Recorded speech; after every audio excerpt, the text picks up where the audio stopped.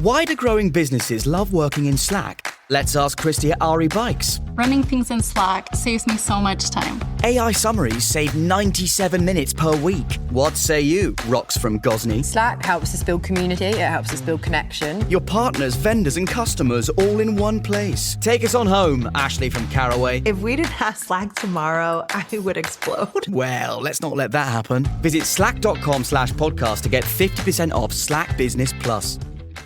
Does it ever feel like you're a marketing professional just speaking into the void?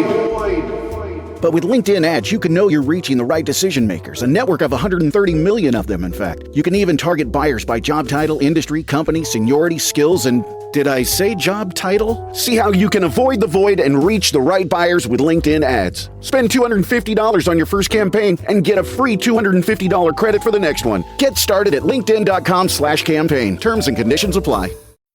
New Year, same extra value meals at McDonald's. So now get 2 snack wraps, plus fries, and a medium soft drink for just $8. For limited time only. Prices and participation may vary. Prices may be higher in Hawaii, Alaska, and California, and for delivery.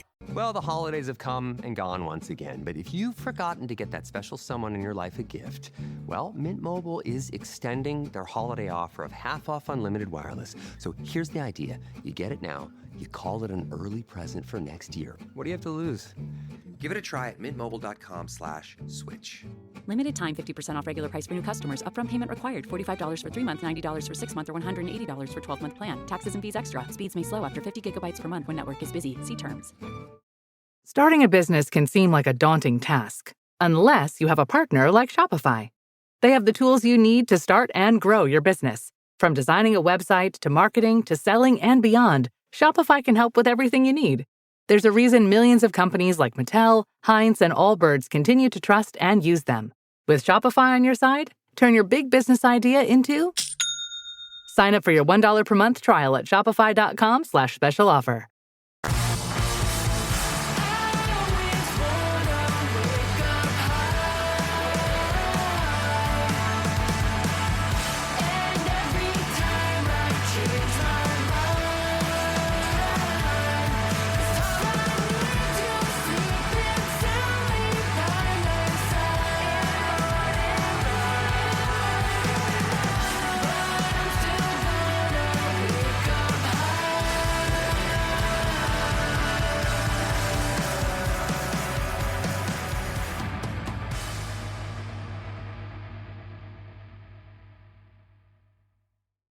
Hello and welcome to Islanders Anxiety from Lighthouse Hockey and the Fans First Sports Network. My name is Dan Saracini. Joining me on this Sunday evening via Zencaster is my friend Michael Leboff. And Mike, it was a good week for the Islanders and a bad week for some of our enemies, which is always great to see. But 5 out of a possible 6 points is great in this this season. We've talked for a while now about getting separation. They actually did that this week, although not by a ton, but it's still pretty good to win when the guys around you are losing. And we've had some great performances, some maybe not so great performances, but all in all, really hard to be kind of upset with how this week shook out. Yeah, there was like a lot of very funky stuff flying around in the league this week. Yeah. And some of it kind of just dragged down, as you would put it, our enemies. And they got caught up in a lot of stuff and a lot of BS, would you believe? But I was told there was no BS. No, yeah, it's just kind of shocking. But. Yeah. So there's all this BS flying around in the league, and the Islanders were kind of just able to dodge it. And this team deserves a lot of credit, I think. They're not going to get it because everyone is still, and as we keep saying, and I say it all the time, it's an adjustment to try to not wait for the other shoe to drop, because as Islander fans, like, that's just how we're programmed. And I think the rest of the hockey world is also waiting for the other shoe to drop here on the Islanders. And but they deserve a lot of credit as a team for kind of by hook or by crooking it and getting 5 out of 6 points.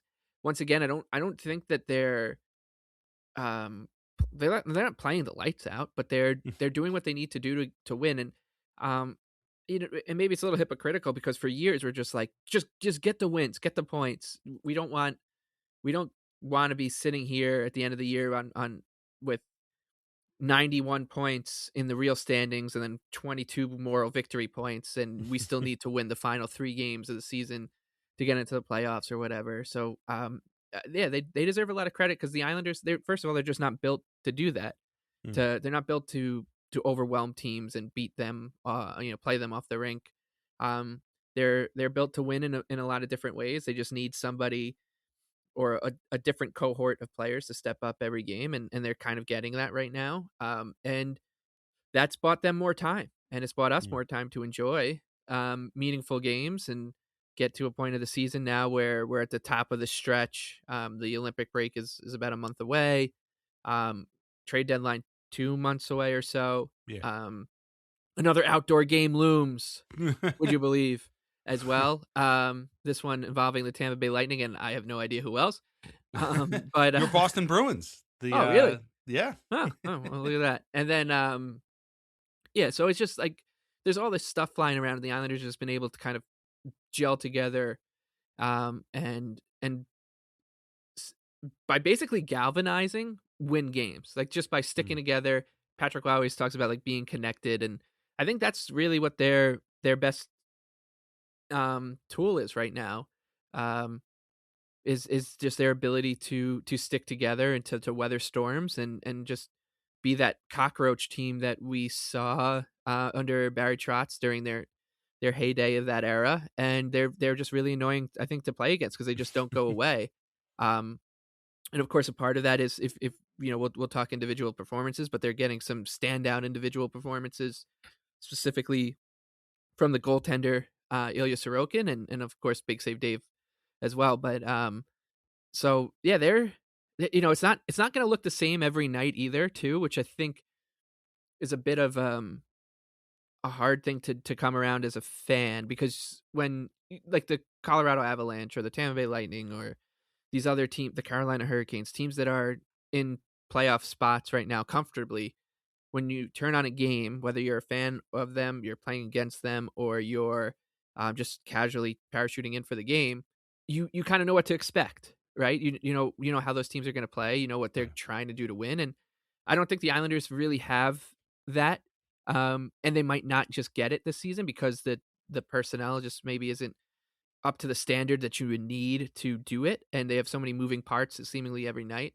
But despite that, maybe their identity is just what I was saying. Their way of winning games is hanging around and being annoying and just being the little toddler yanking on the the uncle who wants to be left alone at the family parties pant leg, and that's worked. So full credit to them for getting through this week, which looked daunting, considering the hoodoo, the house of horrors that they were visiting. Yeah, definitely. Well, yeah, and they've gotten past those first two with 3 out of 4 points, which is great. And it's you're 100% right. They are kind of finding ways to win, and it's ironic that we are now in football playoff time because they are inhabiting the words of Brooklyn's own legendary Raiders owner Al Davis, and they are just win, baby. That's all they need. That's all they're trying to do is just win, baby. And you're right, it's impressive, especially without Bo Horvat. Obviously, they were already without Kyle Palmieri for a while, and we have no idea when Bo is coming back. Like you said, the Olympics start a month or so from now, so maybe a little bit less than that. So they're going to want to get him back and kind of up to speed before he takes off for Milan. But so far, they are managing to find ways to win. And we're going to work backwards from last week. I'm going to kind of dispense with the normal game, blow-by-blow recaps here because we do have a lot to get to. Before we dive in all that, reminder that we are on patreon.com/IslandersAnxiety. Sign up any way you can. Get a 7-day free trial of our country club tier. Whatever you want to do, just sign up. Patreon.com/IslandersAnxiety. You get a bunch of free stuff. Okay, that's done. So I'm just going to kind of run through the games very, very quickly so we can get to talk about them.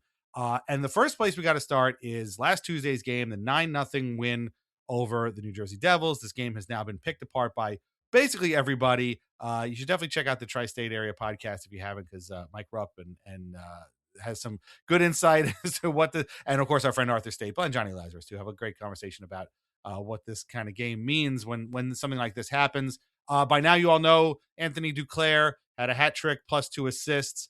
Just a breakout performance from him. He is our Viam Cyborg of the week. It was not a hard decision to come up with this. Just great for him to wait for him to show himself. Casey Cizikas had 2 goals in the third period, both of which were absolutely hilarious, Jari-esque, if you will. And as we're going to talk about the Islanders' performance here, but basically, on one end of the ice, you had Jacob Markstrom putting in one of the statistically worst goaltending performances in the history of this league. He just did not show up for work that day. Nothing was working for him, and it showed, and he was hung out there for all 9 of these goals. Meanwhile, on the other end of the ice, you had Ilya Sorokin making 44 saves in a 9-0 game and becoming the Islanders' all-time franchise leader in shutouts, passing the great Chico Resch, who was in the building calling the game on radio for the Devils. We could probably spend a whole podcast talking about this. I got a lot of people saying, you guys got to do another emergency podcast with us? We did not. But there was a lot going on here. I want to start with Duclair because last week you said, we talked about who was going to step up in the second half, and you pointed to Duclair. I heard it from a few people. I'm sure you heard it from even more. How does it feel to have been so far 100% spot on in your prognostication that Anthony Duclair was going to break out here with Bo Horvat in the second half of the season? Yeah, if only knew a way to make money off of that and be rich, but I didn't. But I just felt like he was the one that was going to end up getting the spot next to Barzal, which the Islanders had been struggling to score and really struggling to just generate consistently for a little while, especially without Horvat. And it seemed like they were putting everything into a blender, and I felt that Duclair was going to get a spot with Barzal, and then he didn't. He actually played on the fourth line, but what I thought was hilarious about this performance was Duclair scored 2 goals from perfect feeds from Barzal, despite playing on the fourth line with Casey Cizikas and whoever it was that night, Kyle McLean or Mark Gatcombe or Hudson Fasching or Tom Kuhnackel, whoever was on the fourth line that night. And so that's was my thinking. I was like, he's just naturally he deserves a chance. I think he's been a pretty good soldier here, given how this forward group has been managed. He's, I think, drawn the short end of the stick, maybe unfairly compared to a few of his colleagues who, just when other guys have been going in the cooler, they haven't been taken out of the lineup, but Duclair has, and guys like Joe Drouin, or even someone like Emil Heineman, who you're obviously not going to scratch him with the start of the season he had, but he was basically a fixture on that top line. And so I just thought Duclair was going to get there, and I was so happy because that game was, I think, when blowout wins can mean a lot of different things. I think it generally means a lot less to be the winning team in a blowout than it does on the losing team. I think if you're the losing team, it's basically we need to have a debrief, some self introspection, and coach might get fired, and the Devils we'll get to the Devils later, I know. Yes. And but for the Islanders, I thought it was actually pretty important for them to have a game like this, just to see the offense roll a little bit, guys smiling, Duclair gets off and running, but to have a 9-0 win where the goalie probably is the best player, the winning goalie, is outrageous. And that was a new one for me, I think. And I've seen the Islanders have several different kinds of wins and losses over my time. I've seen a lot of weird stuff go down, and I've seen Alan Rourke basically throw a puck into his own net to lose a game against the Devils. This was a new one for me. There was a lot going on, but the fact that Sorokin was just ridiculously good all night was strange. I bring this game up every now and then because there's a great video of my brother David doing the twist. He's like dancing, and Ed Westfall and Howie Rose are making fun of his bowl cut as he's dancing behind Rick Bowness, who was coaching the Islanders at that time. They beat the Bruins 8-1. Ziggy Poffey had a hat trick. And in that game, the Islanders actually pulled their starting goalie and put in Eric Fischel just so he can get some reps. So it's I've seen that, but I've never seen. I don't think I've ever seen a goalie stand on his head at a 9-0 win the way Sorokin did. Wasn't Rick DiPietro pulled one time just before overtime or something? Didn't he get hurt and they put in the backup at overtime? I feel like that happened once. And then and then I can't remember if, I mean, obviously the Tristan Lennox thing that happened. Right. But then, I think there was a situation where the Islanders, it might have been DPH, or where they pulled whoever it was before the shootout. Shootout, right. Yeah, okay. Yeah. It might have even been Sir. I don't know who it was, but yeah, like weird stuff happens in these kind of losses, but rarely do you see the goalie do that. And then, of course, set the shutout record in along the way. And yeah, I think, Ilya has just been, I think part of the point I was making at the top about the Islanders, just they're not going to get like the credit that they deserve as a team, or for getting here, because so much of the credit and the attention, deservingly so, is going to go to Matthew Schaefer. But if you just kind of treat that as its own thing and then look at the rest of the Islanders, it's really hard to ignore what Sorokin is going to do. He might win he's got Vezina numbers. I think he's the favorite right now to win it in the betting market. And it's just going to be really quiet because nobody's talking about him besides us when the game's going on. We're like, holy shit. and then everyone just goes back to, wow, Schaefer is just ridiculous. Well, actually, I was going to bring that up because the awards watch articles are starting to go up, and people are saying that basically the Calder is Schaefer's to lose, and just give it to him already, that kind of stuff like that. At what point do we get there with Sorokin?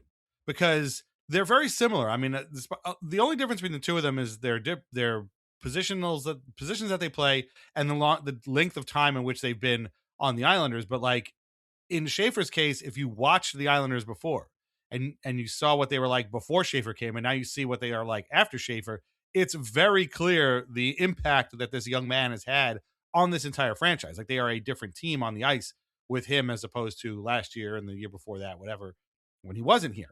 With Sorokin, it's the same thing. I mean, you can't come away, even in the games in which they play well, you can't come away from watching these games without the impression that this guy is just incredibly important. And David Riddick's been great too, don't get me wrong, but like, this guy is just, he to me, I don't watch every team, I get it, and I'm sure there are guys with great numbers there too, but like, there can't possibly be a goalie that's more important to his team than Sorokin is to the Islanders. Maybe Connor Hellebuck, which is why the Jets are kind of struggling this year, because he hasn't been great. And, when he's great, they're great. And when he's not, they're not. But like, to me, it's an easy choice. Like, this dude is just doing everything he can to keep this team in the spot they're in right now. Yeah. It's a very strange situation because, and I think my friend Brian, who listens to the show, pointed this out a couple of weeks ago, and it's a very astute point. Like, I was making a point that everybody was still talking about Sorokin as if he was the goalie from last year and struggle, and he had a slow start this year, and they're like, oh, is he ever going to get back to what he was? And didn't realize that he had already put things back together and was charging up the table in terms of like stats and all that. But at the same time, everybody last year was just talking about the Islanders having elite goaltending. Yeah. And they didn't. Sorokin was kind of just worn out and wasn't himself. He had too many games where he was being asked to do too much and was giving up the odd softie. And I think the season before that, the same kind of thing. And so like, I don't really think the hockey world outside of the island has any idea of what Sorokin's career path has looked like. I think everyone just assumed it's been, smooth sailing. He's just been, kind of like Igor. He's just been doing the same kind of thing. Whereas it's not. It's very much followed the suit of the Islanders, kind of just herking and jerking all over the place. And now he just looks so composed. It's weird to watch a goalie just look that composed under duress. Yeah. We'll get to some extreme duress in the third game that they played this week. We'll get there in a few minutes. That was a lot of duress. And but he just is, weird bounces are happening and he's just able to react to them. And not only is he making the save, but he's like punching them out with his blocker through screens. Pucks are hitting him. And I always think of the trademark save to me when I think about Sorokin that makes me smile the most was when Tristan Jarry and the Islanders beat the Penguins in Game 5 of that playoff series. Sorokin, in I think it was the second overtime, Freddie Gaudreau or somebody threw a puck and somebody tipped it down, and there was so much humanity in front of Sorokin, and the puck hit off the ice and took a weird hop, and it just hit him square. He didn't even move. He was just standing. He was standing straight up still, and it hit him square. And that to me was just the type of save that was like, this goalie didn't even react, because he's like, I'm, my best chance of saving this is just by remaining calm despite the 18 people in front of me, the shot. I know someone shot it already. We're in double overtime of game 5 of a series. The other goalie is passing it to my players. Like, there's all sorts of crazy stuff happening, and he was able to remain calm, and he's back to being that kind of goalie again, where the puck's hitting him and he just is like brushing it off, and you're doing his thing. So I'm very, very proud of him. Yeah. Even after wins, there's no fist pump. Yeah. There's really not much of anything. They come to him excited, and he's just sort of like, whatever. That's my job. I'm doing my job. I'm Yeah. so sorry. I'm so sorry to Piero Greco. Right. Him and his Laka Gravis voice, Sorokin. But no, it was wild. Like you said, I mean, it's a 9-0 game. And obviously Duclair got a lot of attention, rightfully so. It was great to see him break out like that. It's great to see him smiling again. It was nice. First time, I think, in his time as an Islander that we saw the big smile. It was great. But yeah, Sorokin was really the story. And the funny thing to me, though, you talk about narratives, and like there was this thing going around right after this game that like the Islanders were outplayed, they were terrible, they were awful, they the Devils kind of ran them out of their own building. I didn't see that at all, and I got to credit our friend Art Staple for kind of beating this drum earlier in the week, and that the Devils had 44 shots and Sorokin stopped them all, and that's kind of a lot, but like, I guess he had some analytics from maybe Steve Valiquette's company that said that 30 of those 44 shots were like low danger. And there were some dangerous chances. I know in the third period, I think Connor Brown had a chance right around the net. Didn't go. He sure had a couple himself. So it wasn't like Sorokin didn't make any high danger chance. He did. There was a lot of dangerous chances in the game, but the majority of those 44 shots were just sort of like pucks thrown on net, which, it's hockey, things can go in, but like, I didn't think the Islanders played that poorly in this game. Like, they got outshot, almost 2-1, but like, I didn't come away with that idea that, oh my God, they're going to blow this. Like, it was just sort of like, all right, it's like watching a Carolina game. They're just throwing pucks in from everywhere. And you're like, oh, okay. But I thought the Islanders played fine in this game. They won 9-0. They won 9-0. When I started hearing that, I was like, did anybody watch this game? I mean, I don't blame you for not, because that ESPN broadcast for this game. We're going to get to them after we talk about the Nashville game. But I was watching the Islanders scored like 3 goals in like the first 7 minutes. So the other team is going to start pushing. So I don't know. When I started hearing that stuff, I was very confused. I was like, trust me, if they play poorly, you'd know it. We'd say it, right? Sometimes even when they play well, we think they played poorly, but I thought they played okay in this game. But Sorokin sets the record. Again, I've been beating this drum forever. Put Chico Resch in the damn Islanders Hall of Fame now, especially because he's been passed. Should have done it that night, to be honest with you, but whatever. So that's really cool to see. The other funny thing I thought about this was, okay, so Sorokin has now 26 career shutouts, all with the Islanders. He's the franchise's all-time lead in that category. So Resch set the record in 1975 when he had more shutouts than Billy Smith. He held that record until 1981 when he was traded, okay? And that record finally got broken in the first week of 2026. Right? So that's a 45-year gap, right? Right. Between anybody topping this record. And if you look at other teams like shutout records, there are some that are pretty high. I mean, I think the Rangers one is really high because obviously Lundqvist and between Richter, Lundqvist, and Shesterkin, their thing is through the roof. You got these like super old teams that have a lot of shutouts, like Jacques Plante or whatever, for people like that. And it just occurred to me that like the reason that record stood for so long and the reason nobody had come close until now is because so few Islanders goalies had the net long enough to beat the record, right? Like it was guys that would come in and out. I mean, forget it. There was that whole time period of like, after Kelly Rudy was traded, there was that like 25 years when it was just some guy for a season or two and then he was gone. And then we had like Halak, who was here for 5 years or whatever it was, which is a good amount of time, but not long enough to, set the shutout record. And obviously here's Sorokin. I guess he's been here 7 or 8 years. So he had plenty of time. So it just kind of made me reflect on like the sad goaltending history of this team since the dynasty, since 1981. I got Rolly Melanson was great. Like they've had good goalies, just none of them had the net long enough for them to do that. Or they played in an era when that didn't happen. Like Kelly Rudy was never going to set that record because the era he played in, but like it just made me laugh at like, just nobody What is Ron Hextall going to get 27 shutouts in a season and then be gone? Like, no, it's not going to happen. So anyway, I just thought it was funny. Also, very quickly before we move on, Ryan Pulock also passed Kenny Janssen for 5th all time in scoring amongst defensemen for the Islanders. Crazy. So, pretty cool. I was, and because of the shutout record and then the Pulock thing, I was looking up the a couple of the records, and Rick DiPietro only having 16 shutouts is bewildering to me, because we're I promise we'll get there, and we'll get to the long form Rick DiPietro saga at one point and give it the attention it deserves. But when I was looking at that, I was assuming that I was going to see Rick in like the 20s, because Rick would, especially in the 06, 07, he had a few really big shutouts, and when he got white hot in 2007, 2008, and it just goes to show you that it feels like Rick, because of the baggage that he carried, both before he put on an Islander jersey and then after he took it off for the last time, you think he played for a lot longer than he actually did in terms of like games played, and he didn't. So only 16 for him, which is the same as Varley. And Varley's done it. It took Rick 318 games to get to 16, and Varley's done it in 173.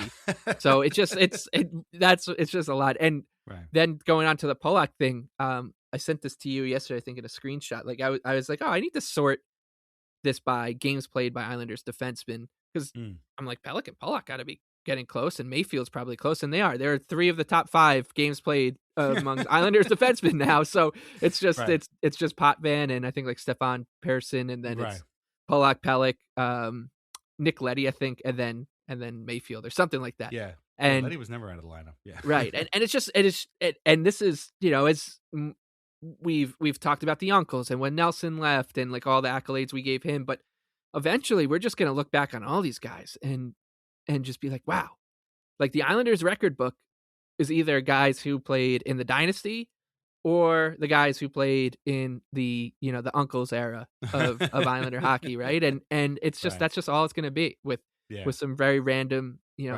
guys kind of sprinkled in between. So even to Mayfield, man, like we just like these guys have just been around forever, and it's really crazy that to have half your blue line right now they've just played together for their entire career, and their career is now into the 600s. Yeah. It's funny to put it that way. It's going to be the dynasty and then the uncle's era and like a 35-year gap in between those two, basically. But yeah, so very strange game, but a great one nonetheless, and a laugher. And it was just funny. I mean, my wife was like kind of, doing schoolwork next to me, and I was like, oh, now it's 5-0. Oh, now it's 6-0. Oh, now it's 8-0. Now, so it was one of those things. But anyway, congrats to the Islanders. Congrats to Duclair. Congrats to Sorokin. Congrats to Ryan Pulock. Congrats to everybody who deserves congratulations. Okay, so that was what we wanted, because the Islanders, we were saying, were going off on a road trip, a 7-game road trip. They were passing through. The first 2 stops on that road trip were Nashville and Minnesota, 2 places where they have barely ever won again since God knows when. And Thursday in Nashville was about the exact opposite of the 9-0 game as you could possibly find. It was a 2-0 shootout loss. This wasn't the most exciting game ever played. It was pretty boring for the most part, but Simon Holmstrom makes it 1-0 Islanders. Plenty more on him in a little bit. Feeling pretty good. Then Ryan O'Reilly makes a shorthanded goal just before the end of the second period, slides it under Rittich, ties the game at 1. No goals. That was how it would stay until the shootout. Matthew Schaefer had a breakaway basically in overtime, looked very much like the one he had against the Leafs. This time, UC Saros came up with a big save. In the shootout, Philip Forsberg scored this unbelievably sick backhand goal. Nobody's stopping that. Maybe he's the only person in the world who could do that. That was it. That was the game winner. Holmstrom hit the post on his attempt, but that was about as close as the Islanders came to tying that. And, Rittich made 26 saves. He was very good. UC Saros made 30. The stories of his demise have been greatly exaggerated. I was disappointed in the game that they lost, obviously, but A, they got a point, which is huge in the situation. And B, I thought this was close, and it could have gone really either way. Honestly, they came within a post or a save of taking this one 2-1 as opposed to losing it 2-1. So I was disappointed, but I wasn't mad about it. And, we'll have to wait again for a win in Nashville. But honestly, I thought this was pretty good. And honestly, the Predators also came in 7-3-0 in their last 10 games. So, that was, I think considering the circumstances, I thought it was a great point. And, I'll take that every day of the week if I can't get a win. What did you think of this one? And again, it was also basically the exact opposite of the game we had seen 2 nights earlier. Yeah, and that's just a reminder, like, of how, you win a game 9-0, and then the next game it just doesn't matter, right? The momentum from that just Right. doesn't. I'm with you. I thought this was the classic. I don't know how mad I'm going to be about this game until the next one, basically. Because this was the one I was like, okay, if we can get with the way the Wild are going and the fact that they don't win there either, you like their chances against the Predators more than Minnesota, and hopefully they can get 2 points here, and there's very little pressure then on that game in Minneapolis. But they in this one too, I thought they kind of just managed the game really well. They played the game that they had to get over the line to get to overtime, and it almost felt like they recognized, like, we're not going to win this game in regulation. The Predators might be able to, but we're just not going to be able to, and we got to get this thing over into 3-on-3 and do our best there. And Riddick was solid. I thought that just generally the game was kind of like just never got out of first or second gear, and there were some hairy moments. For sure. And this was Cole McWard and was back in the lineup for this one too. And I thought that, like, that the bottom of their lineup maybe wasn't all that good, which is maybe why we saw the rotation, with Siplikov coming into the next one. But other than that, like, I just, the most disappointing part of this game was that I was like, great, now I got to wait a whole other year to win in Nashville. And like next year when the Islanders are about to play the Predators, you and I are going to be like, can they please just win a game in Nashville? We're going to have this whole conversation over and over again until they get one. So I think it's since 2017 that they've won there. Then they broke the hoodoo, of course, in Minnesota, but it was like 2019 for them. Right. And they've just had an abominable record against both these teams for quite a long time. And I also find it funny that because of that, like, these two teams are joined in my head together, Nashville and Minnesota, despite being very different from very different parts of the country, from very different hockey markets. Right. But in my head, I'm like, oh, here come the Predators and Wild. You might as well just have them as like one of the, the two steps, like Florida, Tampa, Utah, Colorado now, or Calgary, Edmonton. It's just send the Islanders to Nashville and Minnesota in a back-to-back, get it over with as quickly as you can. But it's just, this, I don't think that this game was going to bug me until I saw what happened in Minnesota, because, it's like, all right, you get a point, you're on a little point streak, you're on the road. If you can find a way to string together a point or two in Minnesota, like that, this point becomes a lot more palatable. The only other thing was, that we talked about the wheels coming off around the league in a lot of ways this week. But I think on that night, a lot of teams that were winning that I was like, God damn it. Yeah. Like, I think the Flyers got, like, the Leafs beat the Flyers, but the Flyers got a point that night. And then there was some, Sabres, I think, beat up on the Rangers, so they got a couple points. And that was bugging me too. But otherwise, like, disappointed, not mad. And you go into Minnesota hoping that they could pull off the miracle. Which they did. And we'll get to in a minute. Couple things, though, before we move on from this game. Number one, the color matchup of the Islanders road jerseys and the Nashville home jerseys is atrocious. And I say that because we're going to talk about much better matchup when they played in Minnesota. So I just want to get that out of the way. Number two, this was the second game on ESPN for Islanders fans this week. I don't know what we did to deserve this, but we got stuck with 2 ESPN games this week. So if you didn't get to watch them because of whatever your cable package or wherever you live, I apologize. It's a shame. You missed a good one on Tuesday and maybe not so much one on Thursday.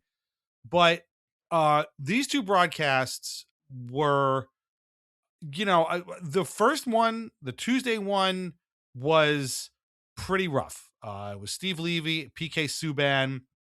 It was just basically the Hughes brothers all the time. It was all Hughes brothers all the time, even when the Islanders were playing well. And I mean, they won 9-0, but yet they were up 3-0 in the first period. And PK Subban's like, I thought Luke Hughes is playing well. Look at how he's playing here. Look at his poise. And he's like dumping the puck in they're down 3-0. What are you talking about here? The best part of the whole thing was when some Devils fan threw a jersey on the ice when it was like 6-0 or whatever, and it turned out to be a PK Subban jersey. That was by far the best part of the whole thing.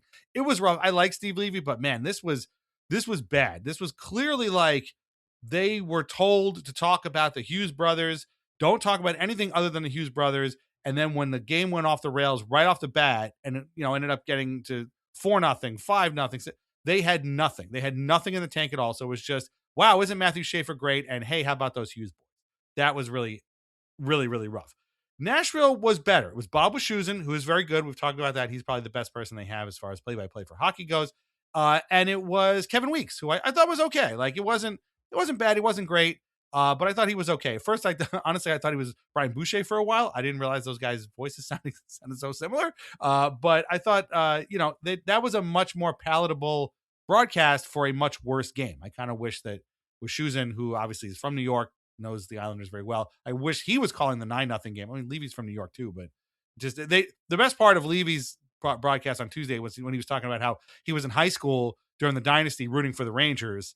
So it was a rough time for him, but I'm sure he's told that story before. So, again, much like with, the week as it was, there was good and bad. We survived the bad, and, we got a good one eventually, but it was just a worse game. What did you think of these two broadcasts? I mean, the score made that Tuesday broadcast a lot more palatable than it was. If they had lost that game, oh my God, I would have been a crazy person, because it was awful. It's so frustrating because I know a lot of Islander fans feel the same way, but at the same time, we're like, at this point, it's just it's almost beating a dead horse. It drives us up a wall, but it's just not going to change, because nobody is going to hold Steve Levy or PK Subban or John Buccigross accountable and be like, you guys are doing a terrible job. You're off the broadcast, because that's just not how sports media works. It's not a meritocracy at all. So you have a bad game, and as long as you don't get yourself canceled, you're going to be back on the microphone again in the next game. And it's pretty clear that the NHL just doesn't care about these broadcasts being terrible. And that Tuesday one was especially bad. The sound the sound mixing is so bad too. Yeah, which is that's the thing that at this point I'm just at peace with the play-by-play, and the color is just going to be brutal unless you're getting, Wischusen or Ray Ferraro or McDonough or, whatever, one of the good ones. And, but at least can you get the levels right, so it doesn't sound like PK Subban is sitting next to me in my kitchen and like the Islander game is happening 800 miles away and I can't, you can't hear anything else. And, it's incredibly frustrating, because and I do this a lot. Actually, I was watching some old late 2000s playoff games that weren't even involving the Islanders, like Senators Ducks, and some just to have in the background while I do some work. And if you watch those games, which are on Versus, they just sound like and watch like a professionally broadcast sporting event. Same goes with the TNT games. If you were just a side by side, and maybe someone who's more adept with this stuff can just essentially juxtapose an ESPN game next to a TNT game, and you can just listen to it. One sounds like nails on a chalkboard, and the other one is just, a very run-of-the-mill, well-called, well-analyzed broadcast. Doesn't matter if it's, the Coyotes playing the Stars or the Islanders playing the Rangers. TNT is just going to deliver a professional broadcast that sounds like one, and ESPN is going to do the opposite. It's going to sound like a bunch of, high school kids, calling a fake dunk contest in their friend's basement on a sleepover, right? It's really terrible.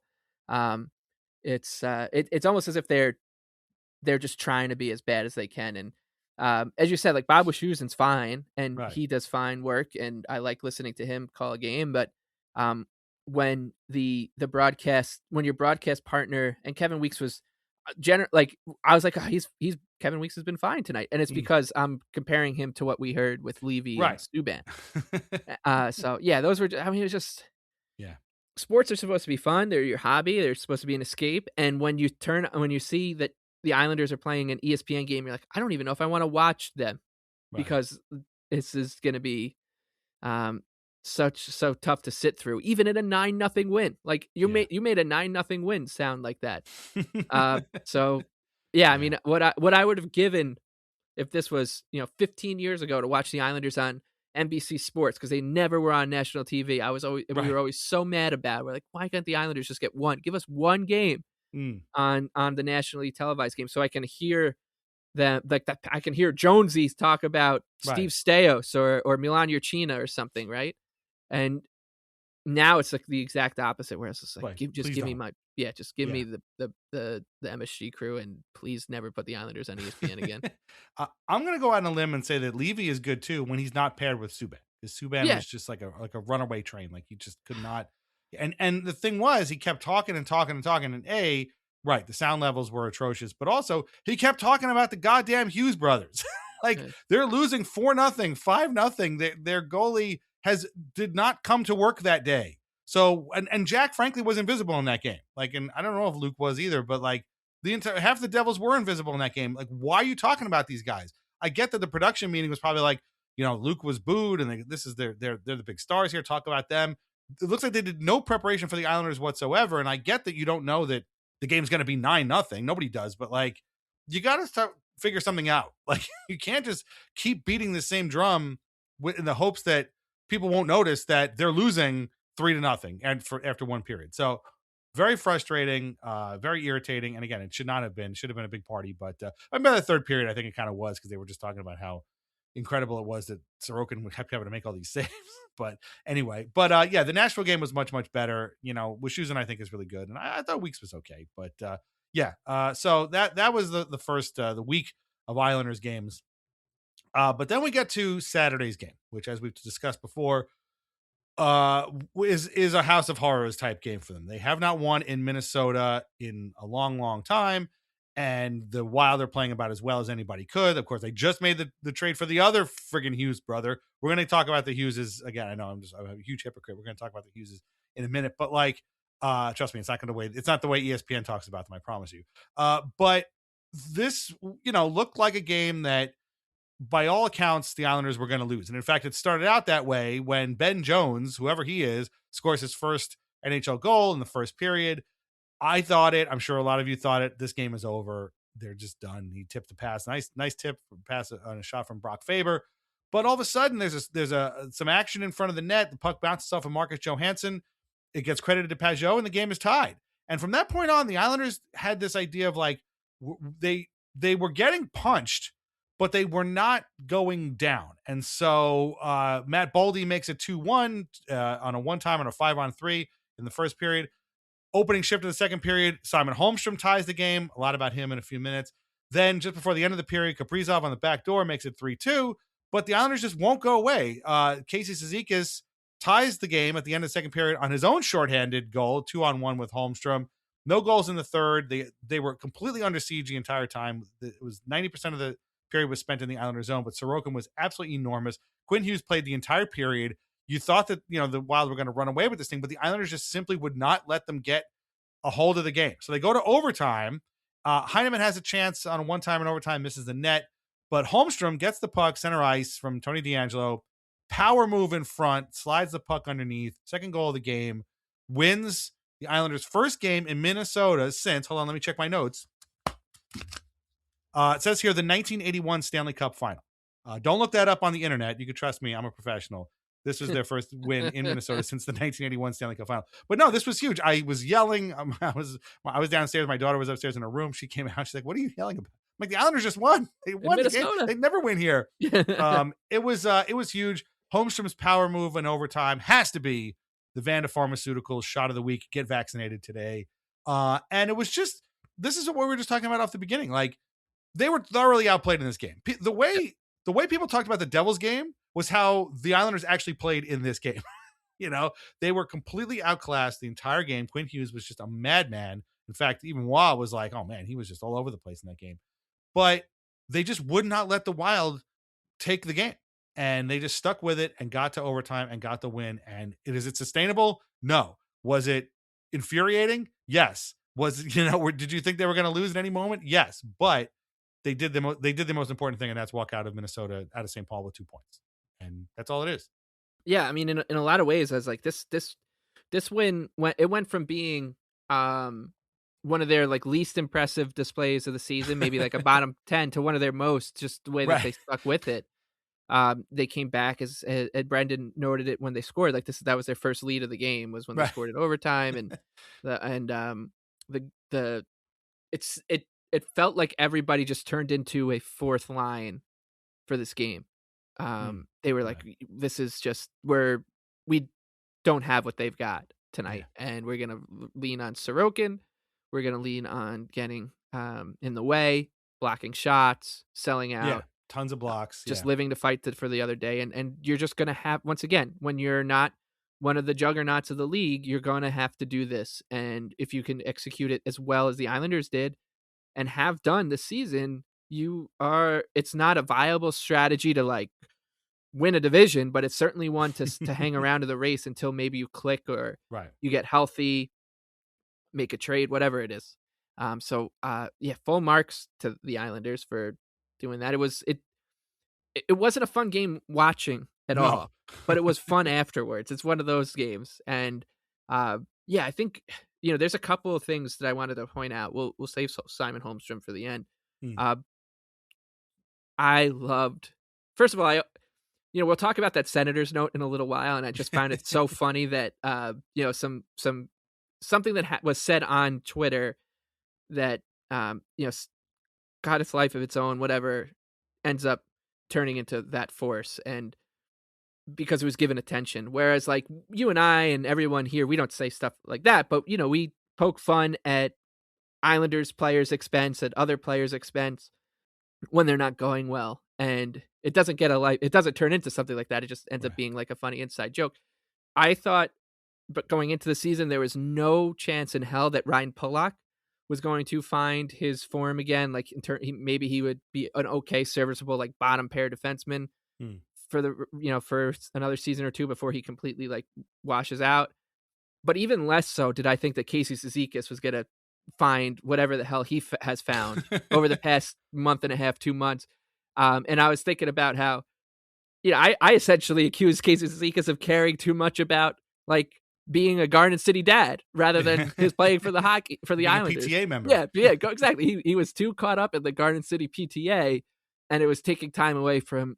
Maybe that is what happened. Maybe they're like, Casey, like you're spending way too much time going over field time for the Garden City middle school sports teams and stuff. Let's focus on the Islanders. But he's been awesome. Casey Cizikas has been awesome in a very Casey Cizikas way lately, and I thought that fourth line of Cizikas, Gatcomb, and Siplikov was a beautiful thing. Gatcomb was particularly good in this game too.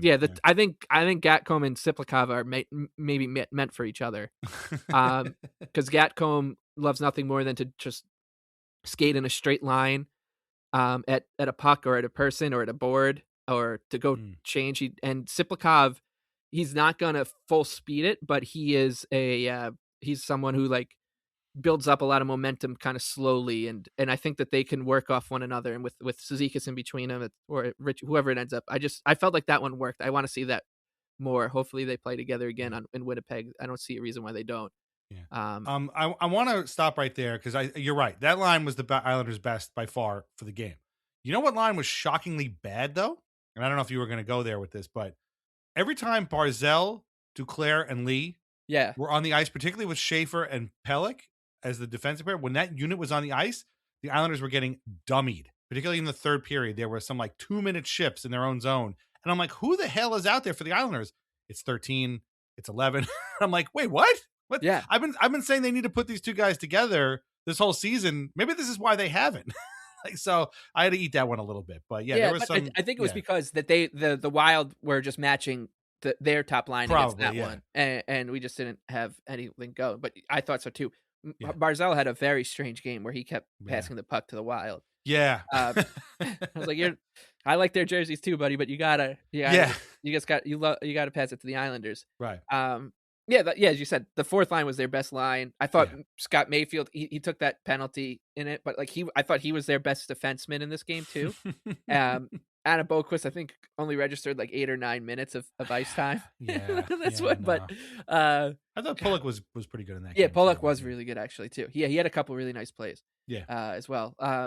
But this was the type of game where it wasn't going to be their best players. It wasn't going to be Schaefer or Barzal because they were getting washed out by Hughes and Kaprizov. Yeah, exactly. So it was going to come down to the middle and the bottom of the order, and that fourth line I think bought the Islanders a couple of huge, deep breaths when after the top line or the one of the middle lines got hemmed in. Like those guys would come on, they just skate the puck down to the other end and buy them some quality rest on the bench or whatever.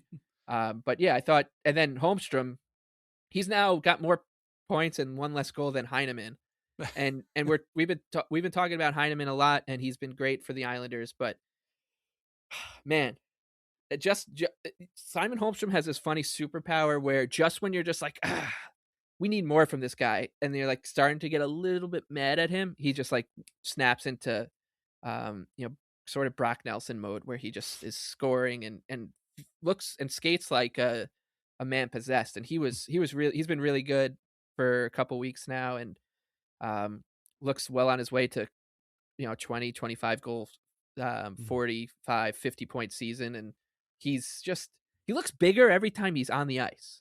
Did you? I've never thought of him as like a big guy, but he's like looked bigger, and so yeah, he's been really good. And they've got this like weird. I don't know if it's a good problem to have or if it's a bad problem to have, where I feel like so many of these guys are in the wingers, especially are sort of redundant, like Drouin and Duclair and Heineman and Shabanov, Siplikov too. These guys, they're skilled guys. You don't really want to bury them on the fourth line, but they're also not good enough to be on the top line. I feel like Holmstrom is sort of separated himself from the pack now, where it's like you got the Barzal, Horvat, Schaefer tier, and then like the next group of Lee and Pelix and Holmstrom, like the next most important skaters on the team. And he's he's just a really cool guy too. He got hit in the head with a puck. Yes, on the bench. And, on the bench, and he just kind of like took his helmet off, and I don't know, I don't know what he just kind of just didn't seem bothered by it. So a lot to like about Simon Holmstrom right now. So this is a true story. Last week, as I mentioned before, you said on our episode that you saw Duclair as being the kind of guy who's going to pop in the second half and really help the Islanders find that scoring that they need so desperately, particularly with Horvat out. And as you were talking last week, I said to myself, all right, he's going with Duclair. I'm going to pick Holmstrom.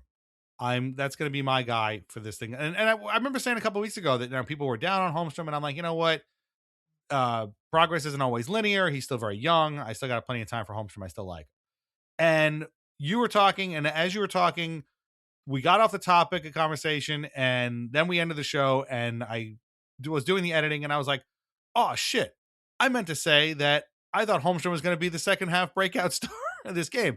And I will take a lie detector test today. That was 100% true. And in the last couple of games, he has shown that he has that ability. He scored their Islanders' first goal in Nashville, came with an opposed of tying the shootout, and then has a wonderful game in Minnesota, the 2 goals. He had 3 points. Quinn Hughes had 3 points. They were all assists.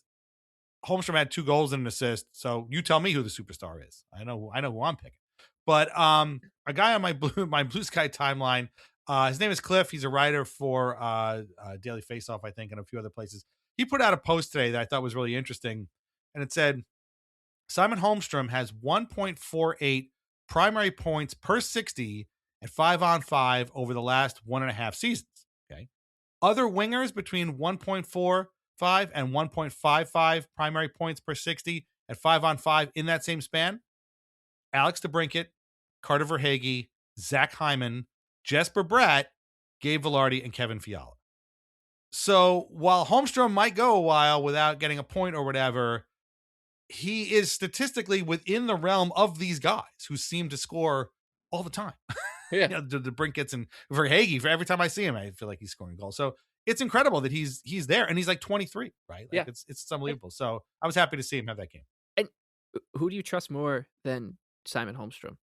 Like on this team in like a big situation, whether it be a guy with a game on his stick on a breakaway, short-handed, or we need a penalty kill, or we need there's 2 minutes left and we need to get this puck out, and who's the guy who you trust to kind of like chip it out and just make the right play. And it's what I was just talking about, like Siplikov and Gatcombe sort of being made for one another. And this is not breaking news, but what I find mesmerizing about Holmstrom is that he and JG Pageau are just cut from the same cloth, despite being they're sharing the same brain. Yeah, exactly. They share the same brain is the exact right way. And they're just so good at not doing stupid shit. And I think that's such a quality in both hockey and life generally. And I just think that the two of them are it's a warm blanket to have both of them on this team at the same time. And I kind of was getting carried away thinking about them yesterday after this game and being like, man, you know what would have sucked if JG Pageau and Simon Holmstrom just never crossed paths. You know, like JG Pageau just didn't, instead of getting traded to the Islanders, got traded to the Los Angeles Kings or something, and him and Simon Holmstrom just saw each other twice a year and never even registered with one another in their heads, and didn't know who the other one was. But now that they're on the same team and have played a lot of their running mates basically on the penalty kill and etc. I'm very grateful that they've done that on the Islanders, because it's a luxury to have guys like that who you can just trust in so many different situations. So Holmstrom, Pageau, those kind of guys, you can't, it's hard to appreciate them as much as they should be throughout a season, because there's so much other shit that happens. But I'm happy to, I got plenty of time for Simon Holmstrom and his hair and just his amazing look. And he's really coming into his own too. It's just like as a player. I'd love to see Holmstrom, Pageau, and Heineman as a line. I don't think we'll get there because Heineman seems to be too high up in the lineup, but I would love to see that. I think that's eventually what you got to get. Like if the Islanders are going to be a good team, like Emil Heineman isn't a first line player. Yeah, that's true. He's a great role player, and he's got a great shot, and he's got decent, he's got a good motor on him.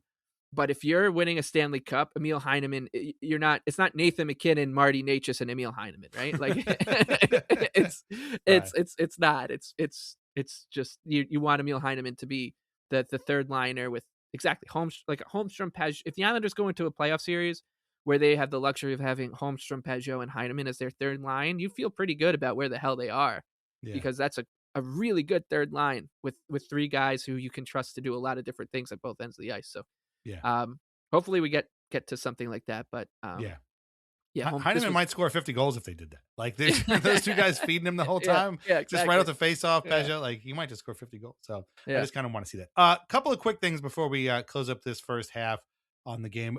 We've been talking about Heineman, Holmstrom for most of this time. We cannot forget that Sorokin made 33 saves in this game, and he was tremendous. He didn't get the shutout like he did but this might have been the better game of the two games he played. And in the other game, he made 44 saves and set the Islanders all-time shutout record. This was the better game. There was like 6 or 7 times where I just resigned myself to watching. Be like, all right, someone's be fishing this puck out of the Islanders net here, and basically looking at the clock and being like, how much time do they have to tie this game up before the save was made? There was one on Hughes where he kind of just went for a skate, came around the net, and nobody picked him up, and he had like a free backhand on him, and Sorokin just outweighted him. And so he was tremendous. Made a bunch of saves. Like Kaprizov scored, but he also made a bunch of saves on him in tight. And he said after the game, like, he was great. Good for him. Like they're like friends that go back. He Yeah. There was I don't know who it was. Somebody passed I think it was actually Pajot. Like a puck was rimmed around and he just like passed the puck to Kaprizov in the slot and thinking that someone else was going to be there. And Sorokin had no time to even get set or this happened in the blink of an eye. And somehow not only did he get set, but he then like made a save and on one of the best players in the world. So yeah, I mean, just an outrageously good game from him. And when you like kind of break it down by who was good and who was bad and just like simply go through that list for a game like this, you're going to get like 6 guys who were on the good side of the ledger and 14 on the bad. But the 6 guys who were on the good side were really, really, really good, being Holmstrom and Sorokin, obviously, and Polak. Yeah. Well, one final note on Holmstrom, by the way, and this comes from patron Ken, who wanted to remind us that when asked about Simon Holmstrom's performance in the post-game presser, Patrick Waugh said, "Oh my God," which was awesome. That was really good. Thanks, Ken, for reminding me that.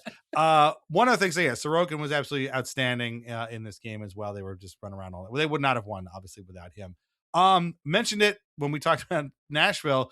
The color matchup in this game, Islanders road jerseys with the Minnesota Wild retro North Star style third jerseys, was fantastic. Whoever made that decision, I thank you. This looked great. Really, really good stuff. Looked like straight out of the 80s or 90s. It was awesome. I really, really liked it. And we spent a long time talking about shitty broadcasts ruining games and guys we just don't want to hear from. Broadcast from Minnesota had not only the Islanders' regular crew, but Mark Parrish and Kyle Aposto, special guest in the second period. Again, whoever made that decision, I thank you. Those are great.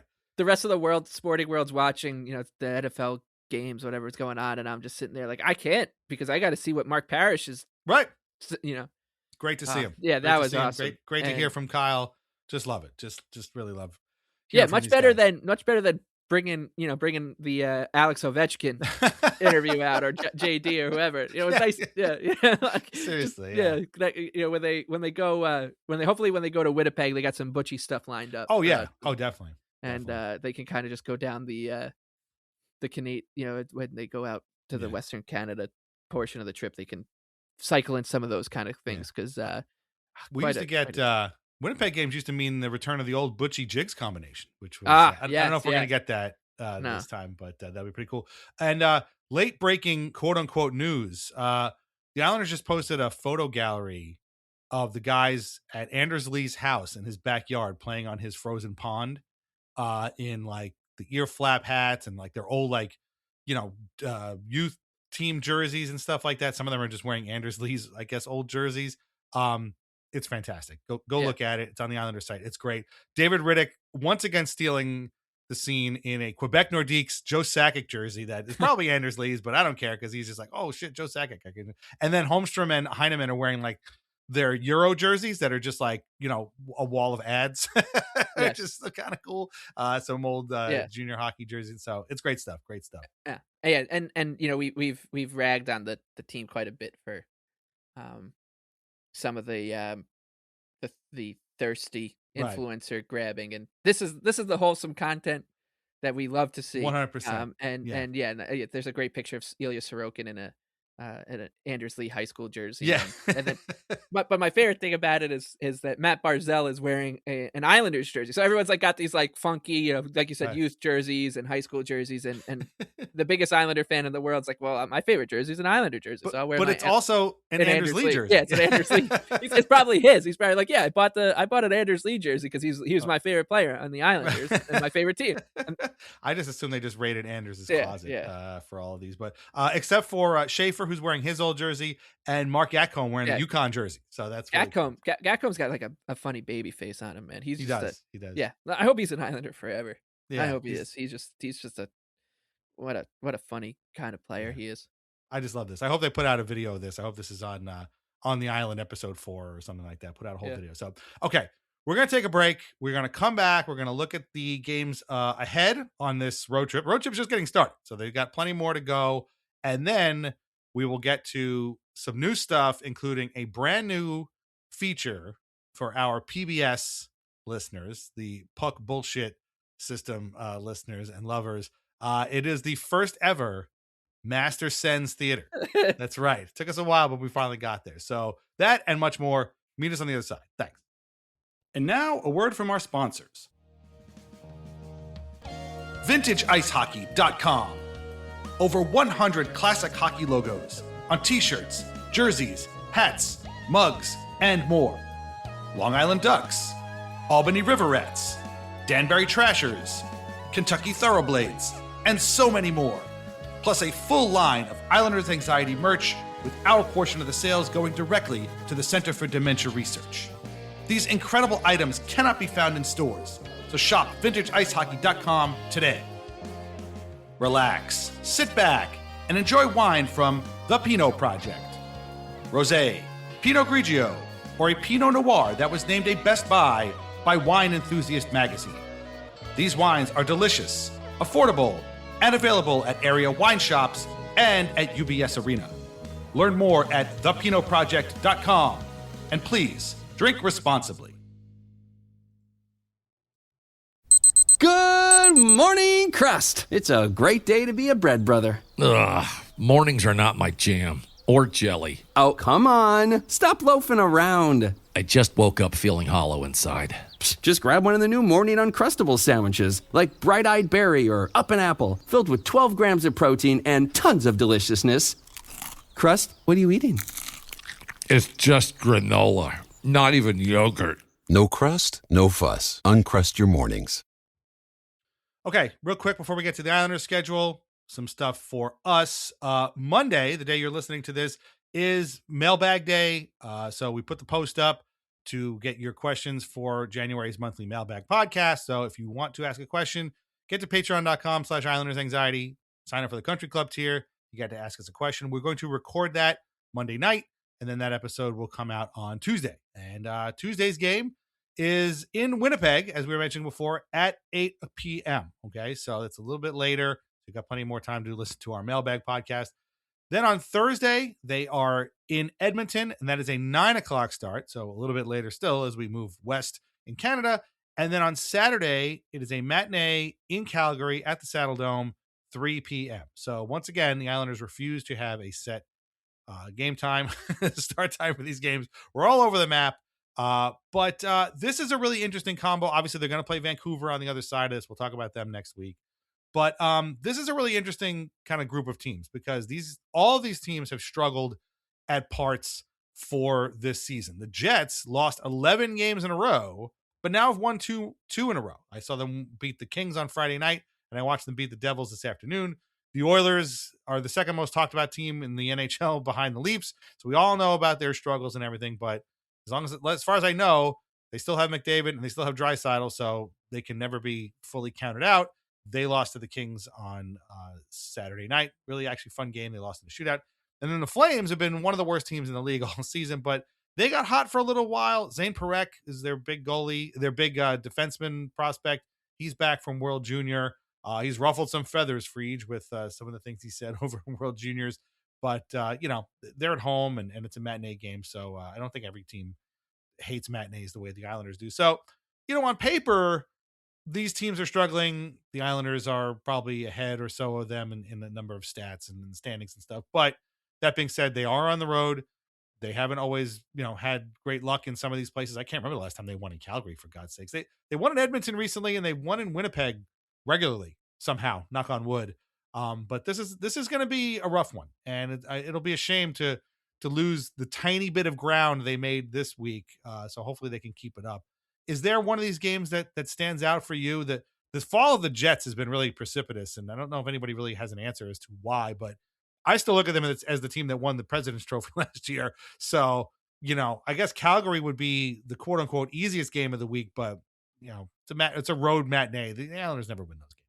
Yeah, and the Flames they beat them in a 3 o'clock start. I believe it was on the island last year. It was a crucial game, like right after the Blue Jackets thing happened, right, or right before, and ended a winning streak. And Kyle McLean scored with like 4 minutes left in the game to go up 2-1, and then of course that was enough time for those Islanders to blow it and lose in overtime. You kind of look at these three games as like the Oilers, of course, on paper is the toughest, but you can find a way to get 3 or 4 points out of it. Then you're looking at a road trip where you got 6 points out of your first 10, and then you go into the 2 quote unquote easiest games the following week of the trip with Vancouver and Seattle, and you feel pretty good about your chances of succeeding, and keeping your pace on another 7-game road trip, which would be a really big accomplishment for the team. So I think it's gonna kind of come. I'm assuming they can find a way to split in some fashion the first 2 games. That Calgary game could be a little bit of a linchpin, but as you know, we'll talk about in a little bit with the Sens. Like, it does seem like the Islanders are these road trips are giving them an opportunity to continue to really gel as a group, and they pretty plain to see that they're still that tight knit team that they were 2 or 3 years ago with the uncles in their full their top form as uncles.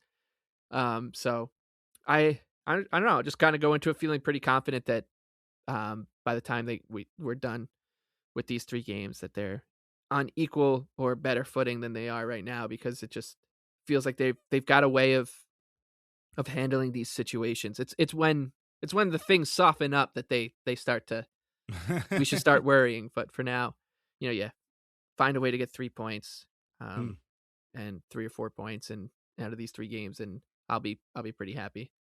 Yeah, I was gonna say, like, I don't want to sound like a Debbie Downer or Negative Nancy or whoever you got, but I think if they got 4 points out of this, I'd be okay.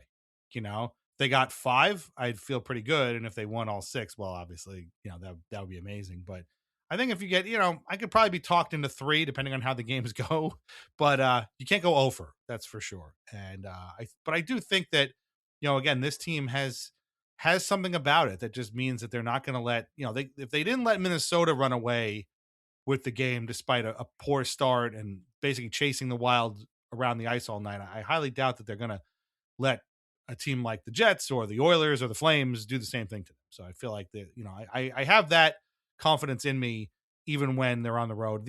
What's nice about this, and I mentioned this I think in last week's episode, that what's nice about this whole road trip is that there are no back-to-backs. So it's not like they're in Winnipeg. It's not like they were in Minnesota on Saturday and Winnipeg today, or they're in Edmonton on Friday and then Calgary on Saturday. Like they have a nice day in between to get to where they're going, relax, and take it in kind of a normal amount of time. So hopefully that's helpful to them.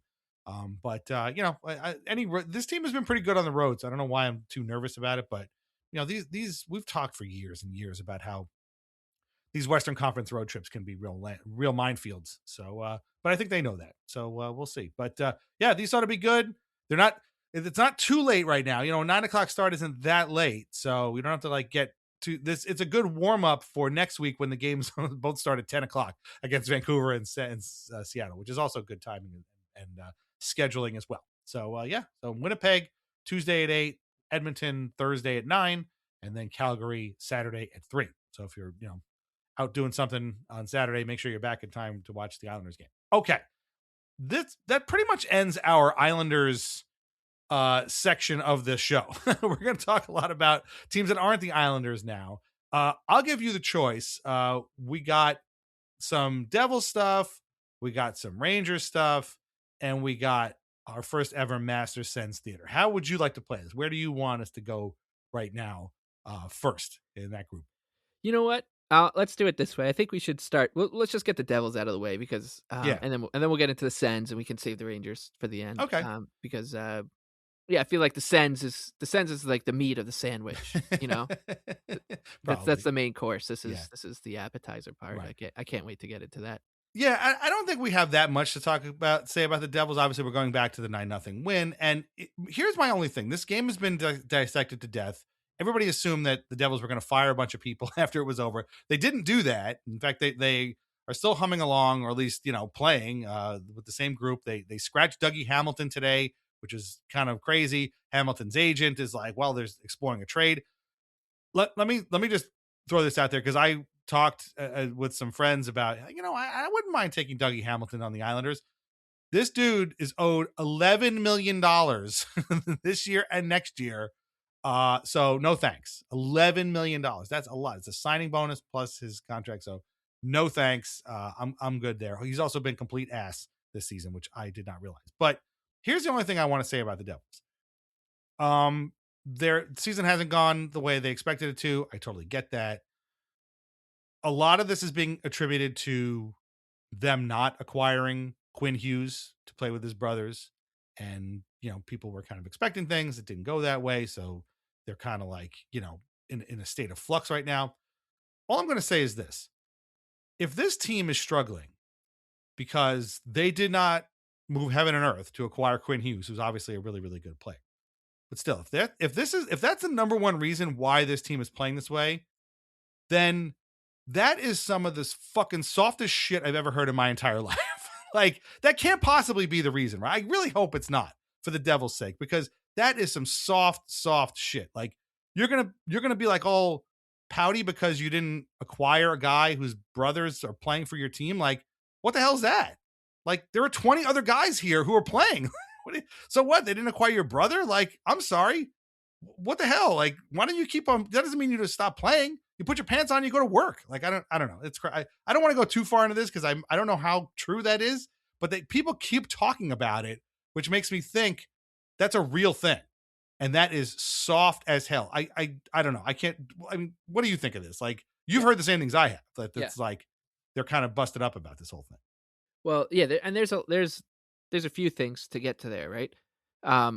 One, if you go rewind like 4 or 5 years ago, all the rage was these all these rebuilding teams and talk about how much of a wagon they're going to be in like a number of years, and there are all these like power rankings of like which teams have the best chance to win the Stanley Cup 5 years from now, and it was this, and those it's just empty calorie stuff and people throwing shit at a wall and then having like these weird fights, hissy fits online about, well, you had the Sabres ahead of the Devils, come on.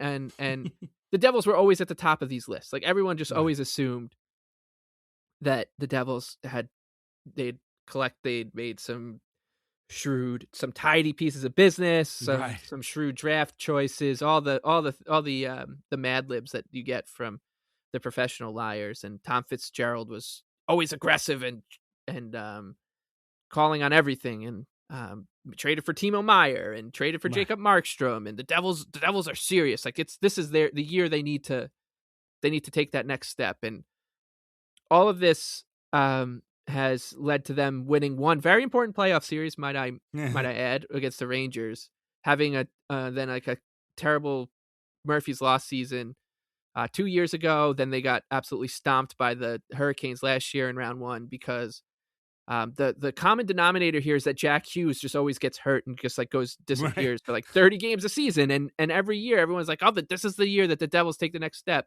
And nobody ever mentions like, oh, but they also are going to be without their best player in all likelihood for 20 games or so. My point is that they got all these accolades for rebuilding and they never accomplished anything. And they became like this model franchise. Everybody should follow the Devils' path. And you should try to run your team like the Devils are. Build around these young skilled cores. And it hasn't worked, to the point now that they're booing Luke Hughes every time he touches the puck. They're throwing jerseys on the ice. And they became the first team, as you said, that this is the first time I've ever heard in sports where a team had a meltdown because a trade went down that they weren't involved in. Right. And soft is such a good is the right word for it. And it really makes me grateful that Matthew Schaefer, like the Islanders, we talked about this last year a lot during like the Palmieri Pajot discourse and discussion. Should they trade? Should they hold on to him and Lee and all that? And one of the most important things I think for Matthew Schaefer being as good as he has is he walked into a locker room full of upstanding citizens, like good, they're dads, they're the uncles. These guys have been around, they're pros. They know like how to just carry themselves and how to be a team and how not to shoot themselves in the foot, at least off the ice.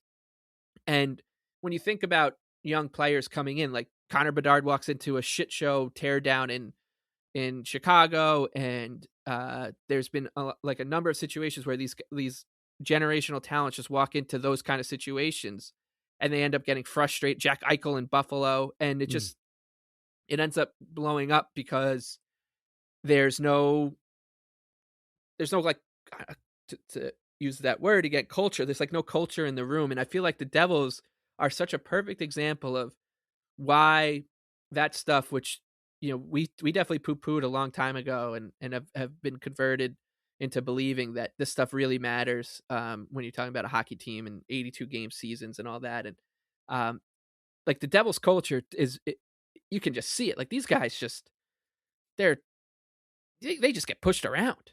The Islanders just like kind of pushed them around and laughed at them all night, even though the Devils were firing 30 low danger shots at the net or whatever. And I think when the Devils show up, you're like, yeah, this will be a pretty fun game to play. I'm not going to get touched.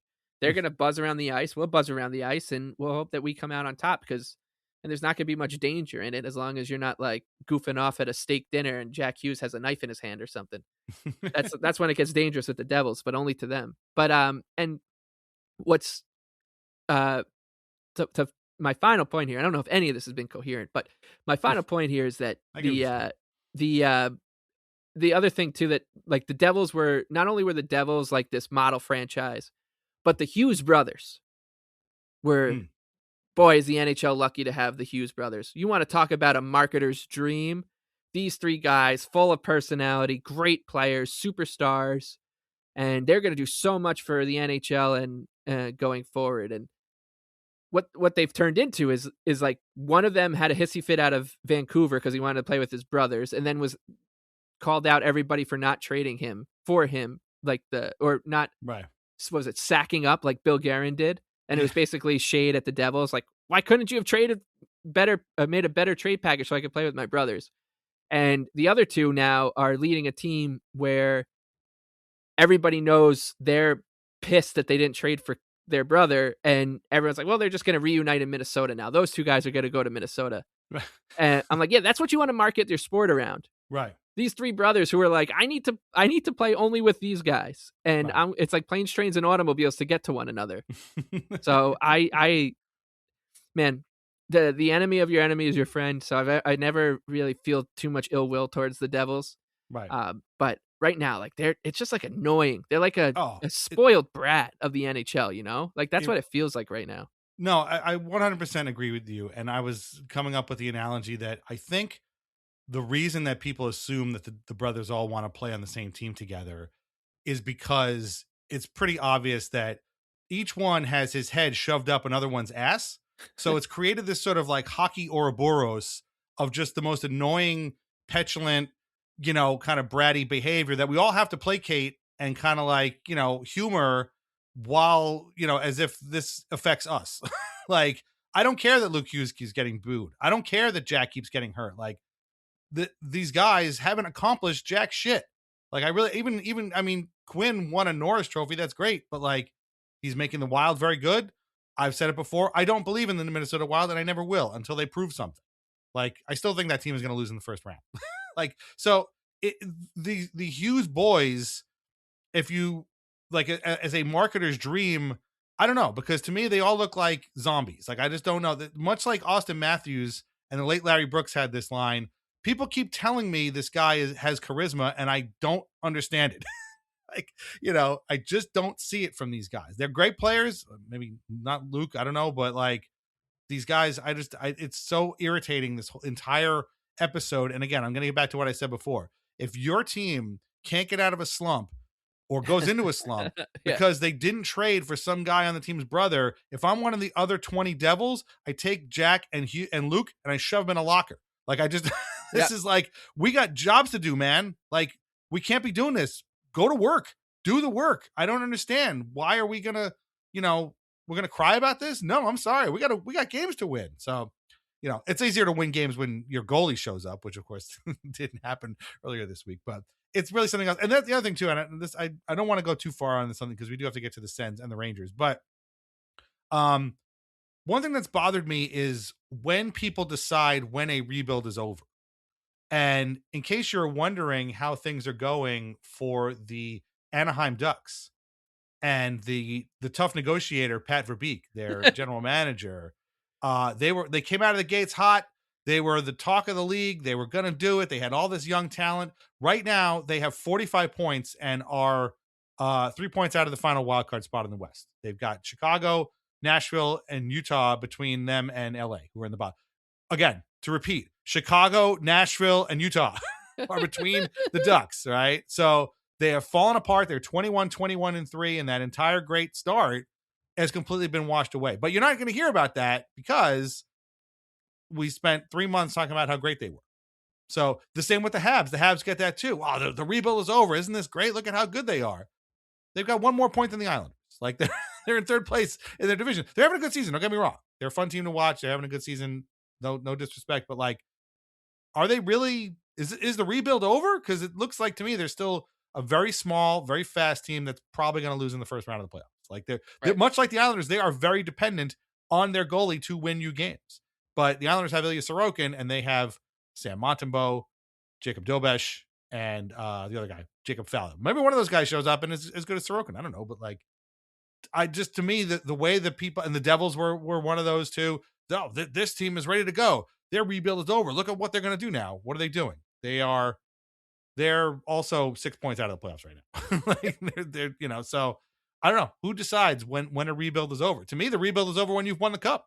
That's the whole point of the rebuild, is to win the cup. The Oilers rebuild is not over. It's still going on. It's been going on for 12 years. It started when they drafted Taylor Hall all those years ago. So like Ryan Nugent-Hopkins is still in the Oilers rebuild. He's 35 years old.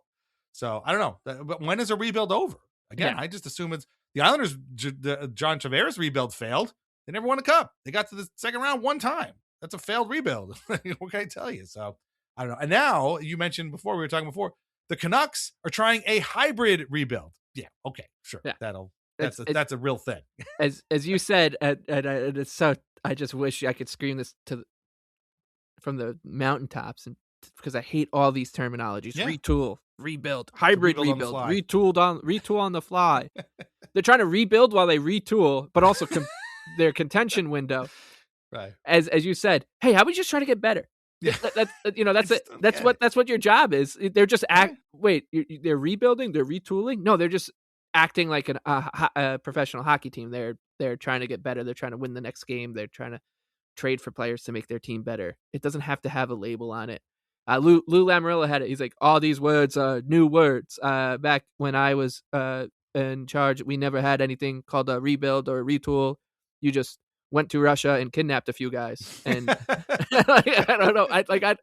It's so sorry. And this will segue into the Senators, I hope, that the catchphrases that we always use. And I think these are inside jokes for a very, very select audience of people where, the tough negotiator, Pat Verbeek and Steve and, Jim Rutherford talking to just being the whatever kind of guy he is. He talks to everyone, and Brad Treliving, well, he kicks tires on everything. And then of course there's Tom Fitzgerald over in the Devils, and like his thing is making calls. He's making calls. He's always making calls. Tom Fitzgerald is always on the phone. He's making calls. He's done shit. He's done jack shit. This team has been circling the drain for a month and a half, but he's making calls. And it's whenever you hear one of these catchphrases come out, you just have to expect the opposite. Tough negotiator Pat Verbeek signed Mikael Granlund to like an $8 million 8-year contract, and he's like on the fourth line. I don't think that was very tough negotiation from the tough negotiator. And then Tom Fitzgerald, his team is crying out to be shaken up, and he's just making calls. Obviously, he's doing.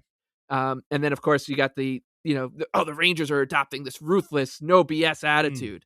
Okay, it's been all BS. And then of course there's the famous one. Yes, Steve Stais. He's just trying to calm the waters. Calming the waters. It's all about staying calm, young Bukowskis. It's all about calming the waters. You want to make Ottawa a place people want to come. A few years ago, nobody wanted to come to Ottawa. But now the waters are calm and everybody wants to be an Ottawa Senator. Well, that was the idea, but that's of course not what's actually happening. And if you have been around the NHL this week, you may or may not have heard something going on with the Senators. To make a long story short, some anonymous Twitter account put out a story that basically, I don't want to get into the whole thing, but like it's basically that there is some personal discord happening within the Senators players, being on the road, maybe not being 100% faithful to their significant others back in the nation's capital. You can look it up for yourself. The account's been deleted, but I'm sure there are ways to look this up. And all this is happening while goaltender Jonas Korpisalo has taken a personal leave of absence from the team. He's apparently in the center of this thing. And so the story, there was an article on Defector about this if you want to read that, so you can get into all of that. And, this is the kind of thing that somehow happens to find the Senators once every like 5 or 6 years, right? Like the first thing I thought of when I saw this story before the statement that I'm going to read came out is the legendary Uber driver video of the Senators talking shit about their coaches. It was caught on an Uber driver dash cam, got out. And the next thing you know, Matt Duchene was traded to Columbus and all this other stuff was going on. If you remember the Mike Hoffman, Eric Carlson drama between their wives that ended up with Hoffman getting traded to San Jose and then to Florida because they didn't want to trade him within the division. Like this kind of stuff just it's kind of not quite the same, but my favorite is also when the Senators were hosting an outdoor game and they were talking to Eugene Melnick, the late Eugene Melnick, and he was like, well, if people don't start coming to games, we might have to move. Dude, what are you doing? So within all of this, we have a new sort of chapter in the Senators' personal strife, library. And to that end, we thought that this would be the perfect time to introduce a new segment. Of course, we're calling Master Sens Theater.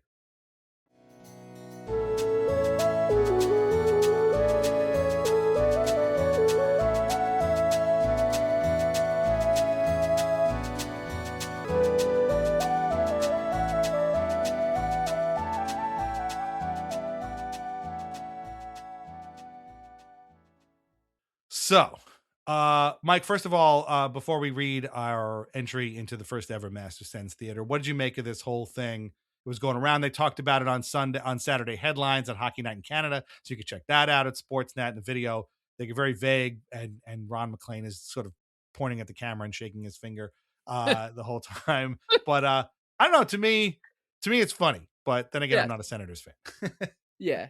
Well, we'll get right into it. I just want to make the point here that while this is all going on, the Senators are having this meltdown and personal drama, soap opera, whatever you want to call it. That JG Pageau is hauling Ilya Sorokin on a sled across a pond at Anders Lee's house during a game of shinny, right? Right. So it does make you really grateful. I mean, look, the Islanders have had their fair share of circuses over the years. Yeah. Luckily, a lot of like the urban legend kind of stuff was pre social media and like instant internet, which has saved them in a lot of embarrassment, I think. But right now it does feel pretty good to just see those guys smiling faces and on a pond in Edina, Minnesota, or wherever the hell. And while this is happening to other teams, whether it's the Hughes brothers, the No BS boys, or now the Senators. So let's get into it because I've been very excited to talk about this. This is an Islanders podcast. I was if the Islanders had lost like their first all three of the games this week, I would have been like, can we just start with the Sens? Because this is just gold from everybody, like. Whether it's the Hockey Night in Canada crew, whether it's the Sens PR team, whether it's the Senators players, or Sens Twitter, everybody just nailed this one. So very excited. Yeah, great stuff. So the reason I talk about the drama is because it was sort of like it was out, but it was sort of self-contained. Like it didn't reach critical mass in the same way that the Uber driver video did. We live in a very different society now. We're a lot more fragmented. Particularly on our social media choices. And so it didn't really reach critical mass. So on, what was this? Thursday night, the Senators put out a statement addressing these rumors. And I think probably 75 to 80% of the people looking at this statement were like, what the fuck are you guys talking about? I don't know what the hell you're which of course led people to find out what they were talking about, which is what we call the Streisand effect, where you talk about something that nobody really knows, and the next thing you know, they're going to look for it, and all of a sudden it becomes bigger than the thing that you were trying to, contain. And so it was a very funny thing to see all these people being like, wait, what's going on with the Senators? After they put out this statement meant to, push everything down and calm the waters, if you will. So the statement makes the perfect addition, perfect first addition to Master Sen's Theater. So it's January 8th. It's about 8:30 p.m. And the Senators put out this statement that reads as follows. Our organization was extremely disappointed to read the completely fabricated and false stories that are spreading around social media about our hockey club. Linus is away from our team for personal reasons, and he has the entire organization's support. We ask that people respect his privacy, but clearly that request was not heard by the lowest forms of trolls and sick people who scour the internet. We are disgusted that outside forces are attempting to disrupt our hockey club. The statement will put an end to the ridiculous speculation that has spread online. Signed, Steve Staios, President of Hockey Operations and General Manager. Spoiler alert, this statement did not put an end to the ridiculous speculation that has spread online, and in fact, only spread it further. Thank you, Steve Staios. Are you saying that he didn't calm the waters? No. In fact, the waters are probably as choppy as they've ever been in Ottawa. This is just an incredible thing. I love that it's written sort of like an insane Facebook post that you would just be like, what is that? I get these weird, like I have the Ring app, and so you get this stuff all the time. There's like people posting weird stuff. And like every time there's a helicopter, somebody's like, what's with the helicopters? What do you think the helicopters are doing? Like, calm down about the helicopter. This has like same energy, just kind of a crazy missive. And of course it's all in capital letters because it has to be. The way it made me feel was like, have you ever been in like a high school assembly when everyone's just like, maybe it's like the last couple days of school before summer break, and someone's trying to like present on the stage, and like the principal or teacher's like, you guys need to settle down, or I'm going to come in down there and I'm going to, give each one of you, and everyone knows that this is, I'm out of here. I'm graduating in 3 days. So, screw you. Like, he's trying to tell the internet that's enough. I'm really disappointed in you, internet. Right. I'm really disappointed in anonymous people on Twitter. And he thinks it's going to work because, you can tell that this ends the drama or whatever the hell he said. I did not think that it was real. I thought at first like, oh, so someone made like a fake sends statement. And then when I realized it was real, the first thought I had was, oh my God, this is hilarious that the Senators PR, the guy who runs their PR was the guy who covered them for The Athletic. We joke all the time about how people at The Athletic, for the most part, especially up in there in Canada, and one team in particular, they're just, I'm not a reporter. I just high five my friends after every Maple Leafs goal.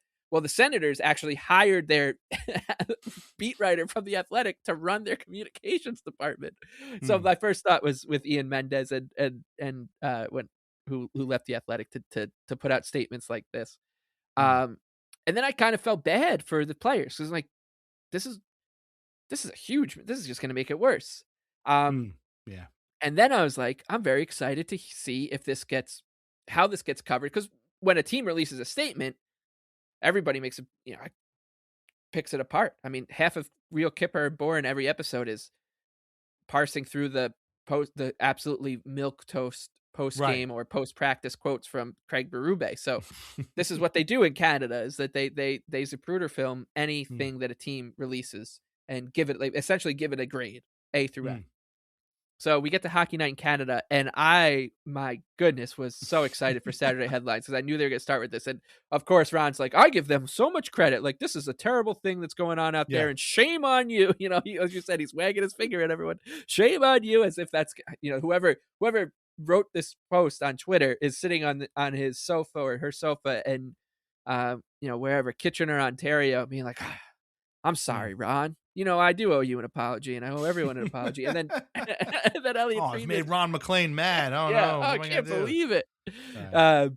And then Elliot Friedman goes on. It's like, and he's like, you know, Elliot, I think you and Kyle did a great job covering that on 32 Thoughts. And Elliot's like, well, not everyone would agree with you, Ron. And Ron's like, oh no, really? And and they just go on to talk about how this statement was like the right thing to do because you got to stand up for your players. You gotta, like, this is the rule number one. Whenever anything like this comes out, is like you never ever dignify a troll with like a response, right? Because once you do that, you're like, well, this is real. Like this is this, you know. And so instead of everyone being like, what the hell are the Senators doing? Because Michael Landauer's in charge now and Steve Staios is calming the waters, everyone's pretending and has to act like, oh man, what a brave thing. You know, Canadian Medal of Valor for incoming for Landauer and Staios and Ian Mendes for getting in front of this. And I'm sure the players appreciate it. Yeah.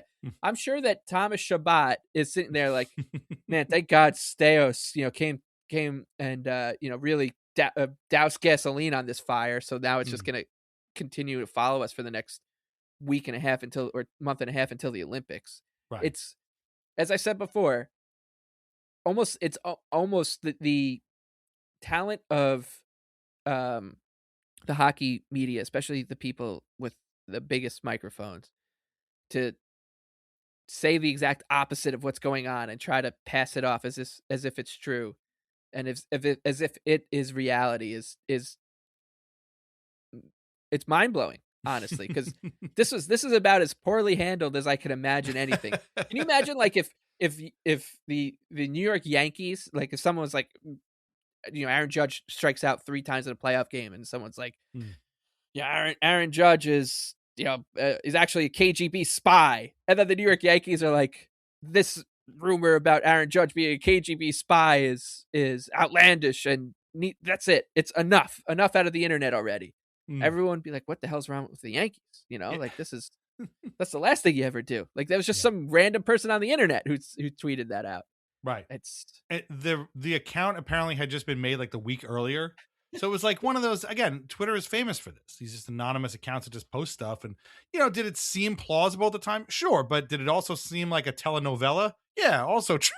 Yes. It just seemed very strange. What we're saying, by the way, was fully encapsulated by one of my friends, JJ from Kansas. He used to run wing in Motown. He's a big Red Wings fan. One of the smartest guys I know. And so I read that statement from a repost from him, and his quote on the top of the thing was, "Our statement marking the end of rampant online speculation is raising a lot of questions answered by our statement." Meaning, again, this is just they're trying to put out a fire by throwing gasoline on, and it's a little bit. Is this the first thing we've read that was written by a Weird Islander? Because Steve Staios is in fact a Weird Islander. So. As I say, it's got to, I was right. Steve Staios was brought to Long Island, by the way, to calm the waters. They're like, look, we need a warm body. This team's gonna stink. We're gonna need somebody to calm the waters for these young, the young core of coming in. And I thought he did all right at calming the waters here, but the waters are not calm up in Ottawa, and he's one of the biggest culprits of it. And I mean, just when I said before, and Elliot also on Hockey Night in Canada was cracking me up because he's like, Ron, you and I are in the public arena, and so we're fair game. People can say whatever they for this. Yeah, we sign up for this, but when the families get involved, like, that's when it's like overboard. And I mean, I agree with that, but there's no opportunity that Elliot will ever pass up to talk about how he's the same as the athletes we cover. That's his favorite famous line. And I find it just so funny that the Senators somehow found a way to become I want to say the first team, at least in the NHL, to take an completely validated speculation from an anonymous troll on Twitter and turn it into a season franchise altering moment where everybody's now just going to be all over them for quite a while. Yeah. And it really just goes to show you how unbelievable the NHL media cycle is, because there's some stuff that goes on that is 100% proven, and you're like, wow, that's gonna be a big story, or this is definitely gonna cause a scene, and then nobody cares, and then something like this happens, and you're like, why we're talking about this? Because why are we devoting any attention to this? Oh, because a team released a statement. Right. Like, oh my god, what is going? Yeah. So I will put a link to the Defector article about this, and the title is "The Ottawa Senators Are Having a Normal One," which of course the Ottawa Senators have never had a normal one and never will. So this has all the tea, so to speak, that you could find in there. But again, the stories are out there. But this statement is really all you need to know, because it's genius. It's genius in that it's the dumbest thing anybody's ever done. And in case you're wondering, if you're like, yeah, that really sucks. I mean, it might hurt the Senators' season. How are they doing this year anyway? Well, currently they're 20-19-5 and are in second to last place in the Eastern Conference. So with a -7 goal differential. The day that they released that statement, I believe that was Thursday, right? Or that it came out, and then they lost to the Colorado Avalanche. Yes. 8-2. Yeah, 8-2. Yeah. Oof. So I mean, the water's quite calm. Waters are so calm. Yeah. And this was like a couple weeks after someone like asked Steos something, and he's like, "We're gonna contend when we're ready to contend. We're trying to keep things tame right now." And I'm not kidding. Like you said, they want to keep things tame. And then this happens a couple weeks later, and I mean, how as I said at the beginning of the show, like there's all this stuff going on with teams around the Islanders that if they can just kind of keep their head on their shoulders and maybe not release a statement like this, they have a chance to just make the playoffs, because they're going to be one of the 8 teams in the Eastern Conference that just doesn't shoot themselves in the foot with some insane situation, because it just keeps happening to other teams, whether it be the Devils or the Sens, the Rangers. I mean, the Leafs have had some bizarre stuff going on, of course, this year too. So it also just reminds me that, like, this has been sort of the talk of the NHL, for the most of the weekend, but it just reminds me that, like, when the Islanders acquired Bo Horvat and Lou signed him to that contract, and they asked, like, how much is it? And he goes, it's too long and it's for too much money. A hilarious line. If you watch the video, everybody's laughing. It's obviously very funny. Lou has a great comic timing, but if you didn't watch it and you just took it out of context, people tried to make it this. Like, they tried to make it this, like, enormous, dumpster fire that was going on, when really it's not anything. It's just a funny line. I'm sure Bo found it funny too. It's like, how can you play for a guy like this? Look at the disrespect. Shut up. That is stupid. This is also, and the Islanders just ignored it. It was funny. It was done. That was it. This is also stupid, and the Senators have made it stupider by compounding everything. But thanks to them, we have the first and maybe only ever, we'll see, Master Sens Theater.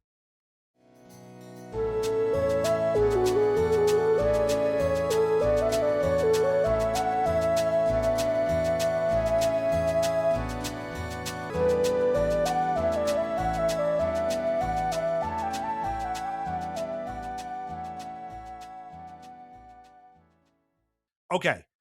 Final discussion topic for today is one of our favorites. And by favorites, I mean one of our least favorites. It is the New York Rangers. And while all this was going on in the NHL, Rangers took the ice at Madison Square Garden on Saturday against their longtime rivals, the Boston Bruins. And what do you think happened? The Rangers lost, and that's it. No, the Rangers lost 10-2. 10-2. I made a joke that they always have to do the Devils one better. Typical Rangers, right? So they lost 10-2, and not one, but 2 hat tricks were scored in this game, which is absurd.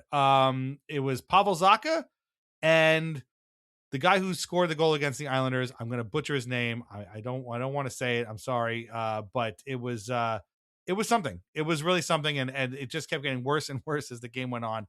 And what I found funny is like here we spend this whole time talking about the Senators putting out a statement, making things worse.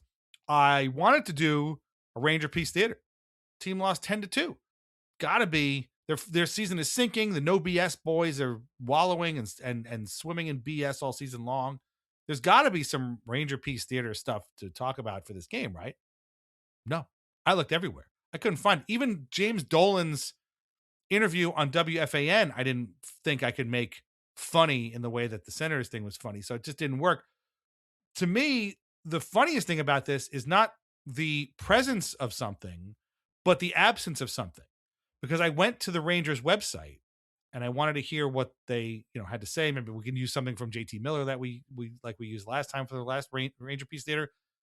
If you go to the Rangers website right now and you look at video and you go to the post-game, press conferences section, you will not find anything from this game. There's nothing there. Not Mike Sullivan, not JT Miller, not Mika Zibanejad, not any of these guys. It's as if the game didn't exist. If you read the Rangers game notes, they talk about how Zibanejad has got like a, 12-game point streak or something, or I think Panarin passed somebody on some Rangers list or whatever. You will not find the score of the game. You will not find the final result of the game. You will not hear about the double hat tricks. Nothing about the final score of this game is anywhere on the Rangers website other than in the schedule or the video if you watch the condensed game of the game. That's it. That's the only place you'll find the score of this game. They are trying to do the exact opposite of what the Senators did, which is forget it ever happened. But you can't because it's on the schedule. It happened. And I'm so glad it happened. It's just so funny to me that here I am looking for something when the funniest thing about it is the absence of it. It's not there. They're just trying to Twilight Zone this away. And sorry, boys, not going to work. I mean, it's worked in the past for them and for some other things where they just kind of ignore it. I mean, I can think of one controversy that the Rangers were embroiled in at the end of last year that kind of just went away for whatever reason. And so it's just like this is just their MO. They're like, all right, well, if we just I'll write a letter to the commission. We'll just get this one expunged from the record.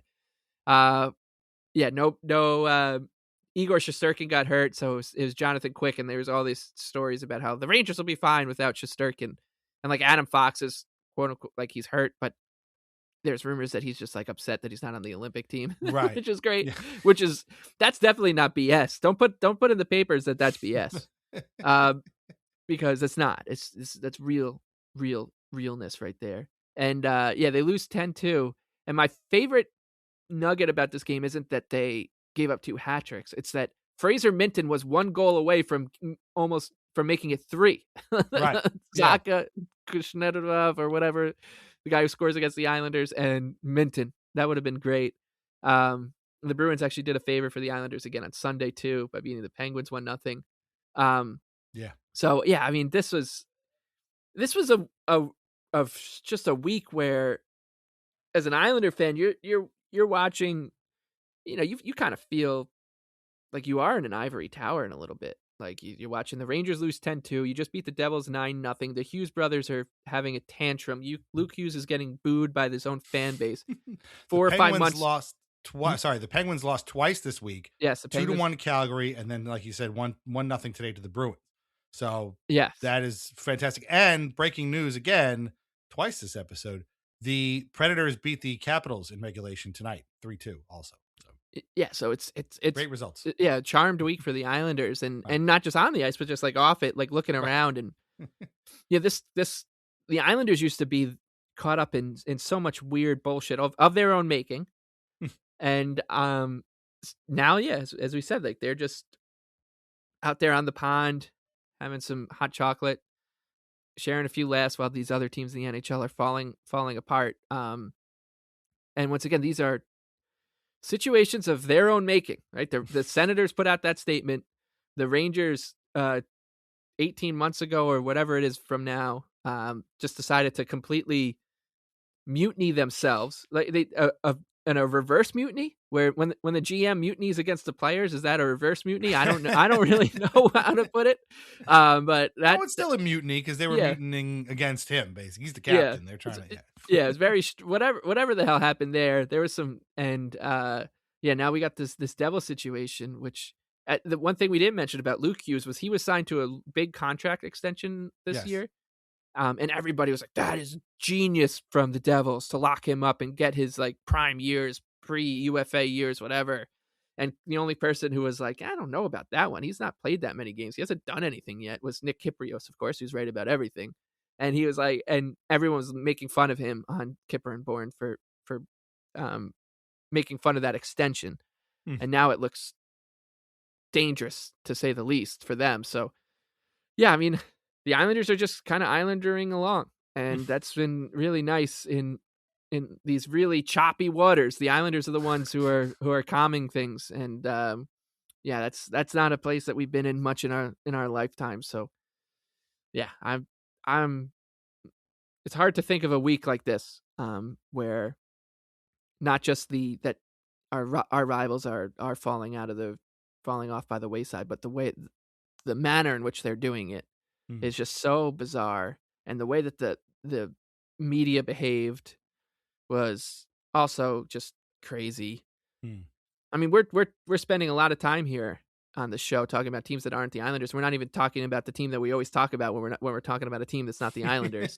And, well, they're winning right now. So yeah, it's exactly. No fun that's part for of us. it. Yeah, but like that just goes to show you how crazy it is, because you can't make the Luke Hughes the Hughes triplets tantrum, or the Senators releasing a statement, or the no BS Rangers really about the Leafs, because it's so crazy that to draw a line from there to the hockey mecca would just be that would be a step too far, so a bridge too far. But yeah, I mean, some week we record on Sundays most of the time, and then we think, oh well, we'll see where we're at next week, and did not think that this is where we'd be spending a lot of our time talking about this statement. But I will say that that's enough. This puts the situation to bed. Yes, this definitely puts the situation to bed. Well, it's funny too, because we could have joked about the Rangers. I mentioned James Dolan was on WFAN, and for their their yearly discussion about hockey, and he said it's not that funny. I wish I could use it, but there is a clip, and I saw it on Instagram. You can probably see it everywhere, where he goes, "One thing I will tell you about Mr. Drury is that he's a winner, and he hates to lose." Said exactly like that. And if that's true, well, he did not have a good Saturday. Yeah, I smell a little BS there, James. Yeah, a little bit. A little bit. The BS that Drury has shoveled to Dolan, and then the BS that Dolan is shoveling to us. But this was as good a week as the Islanders have had in a long time. Again, we talked last week about getting separation. I wouldn't call, a point separation necessarily, but it's good to pick up points while the guys around you are losing them. And that's all you can ask for. And hopefully that continues this week while they are in Central and Western Canada. Okay, really quick, let me just wrap this up because it's been long. We put out an episode of Weird Islanders, a podcast on Friday with our friend Ted Starkey talking about Richard Zednik, a guy we teased getting a full episode of the show way back in season 1. We wanted to give him his due. It was great. Ted is fantastic. He's written 2 books about the Capitals. And what's great is, we have a guest on that gets another team's sort of bizarro trivia in the way that we get the Islanders bizarro trivia. And it's just a great conversation. And so we talk about Nickelback beards, and they had Zed Head night with a bobblehead night based on Richard Zednik. So check it out. It was awesome. It was really great. And we're going to have Ted back on for another episode at some point, probably next season, about another Capital at some point, but it was great. Check it out. You know what to do. Go to patreon.com/Islanders Anxiety for ad-free episodes and all that kind of stuff. Sign up today. Try out a 7-day free trial if you want. Our theme song is Morning Haze by Family Dinner. Listen to more of their music on Spotify. Read Lighthouse Hockey every single day for your most up-to-date Islanders news and discussion. Islanders Anxiety podcasts are part of the Fans First Sports Network. Find us everywhere. Subscribe to us everywhere. Subscribe to us on YouTube if you can. Give us a review wherever you can.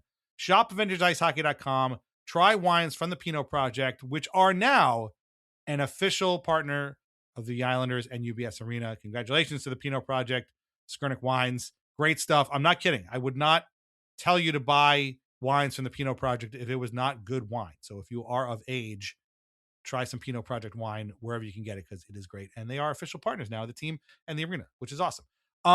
Very quickly, before I get to your final thoughts, I don't know what it was this week, whether it was the Islanders playing with our emotions, whether it was me revealing my birthday for the first time in 10 years on this show, whether it's the weather, whether it's world events or whatever. I got a lot of great emails this week from people telling me great stories, saying very nice things about the show, about us, and just want to say thank you again to everybody for listening. We've cultivated a really cool group of people here that listen to the show, are very loyal, and I can't thank you enough. We love hearing from you guys. And again, I got some emails this week from great people like Greg and Mike. I heard from Ian. I don't know if it was this week or the week before, but I meant to call him out as well. Another one of our European listeners. I give you guys all the credit in the world. I don't know how you watch this team at like 3:00 in the morning, but that is some serious dedication there. But wherever you are, wherever you're taking the Islanders, however you are enjoying us, we appreciate it. Thank you so much.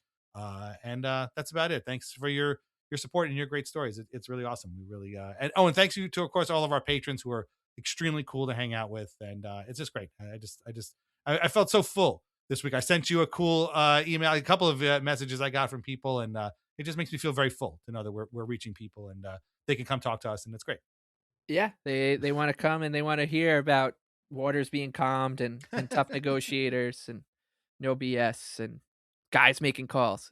Tom's making calls. No, in all seriousness, that's a great way to end the show.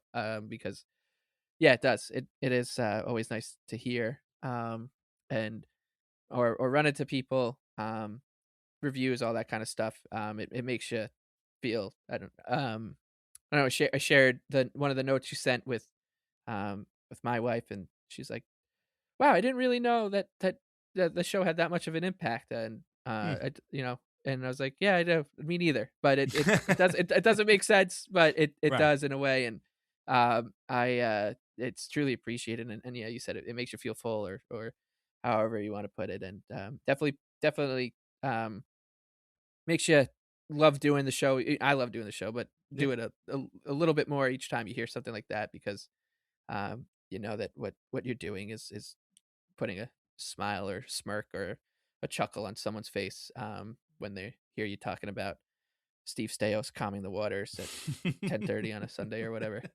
Yeah.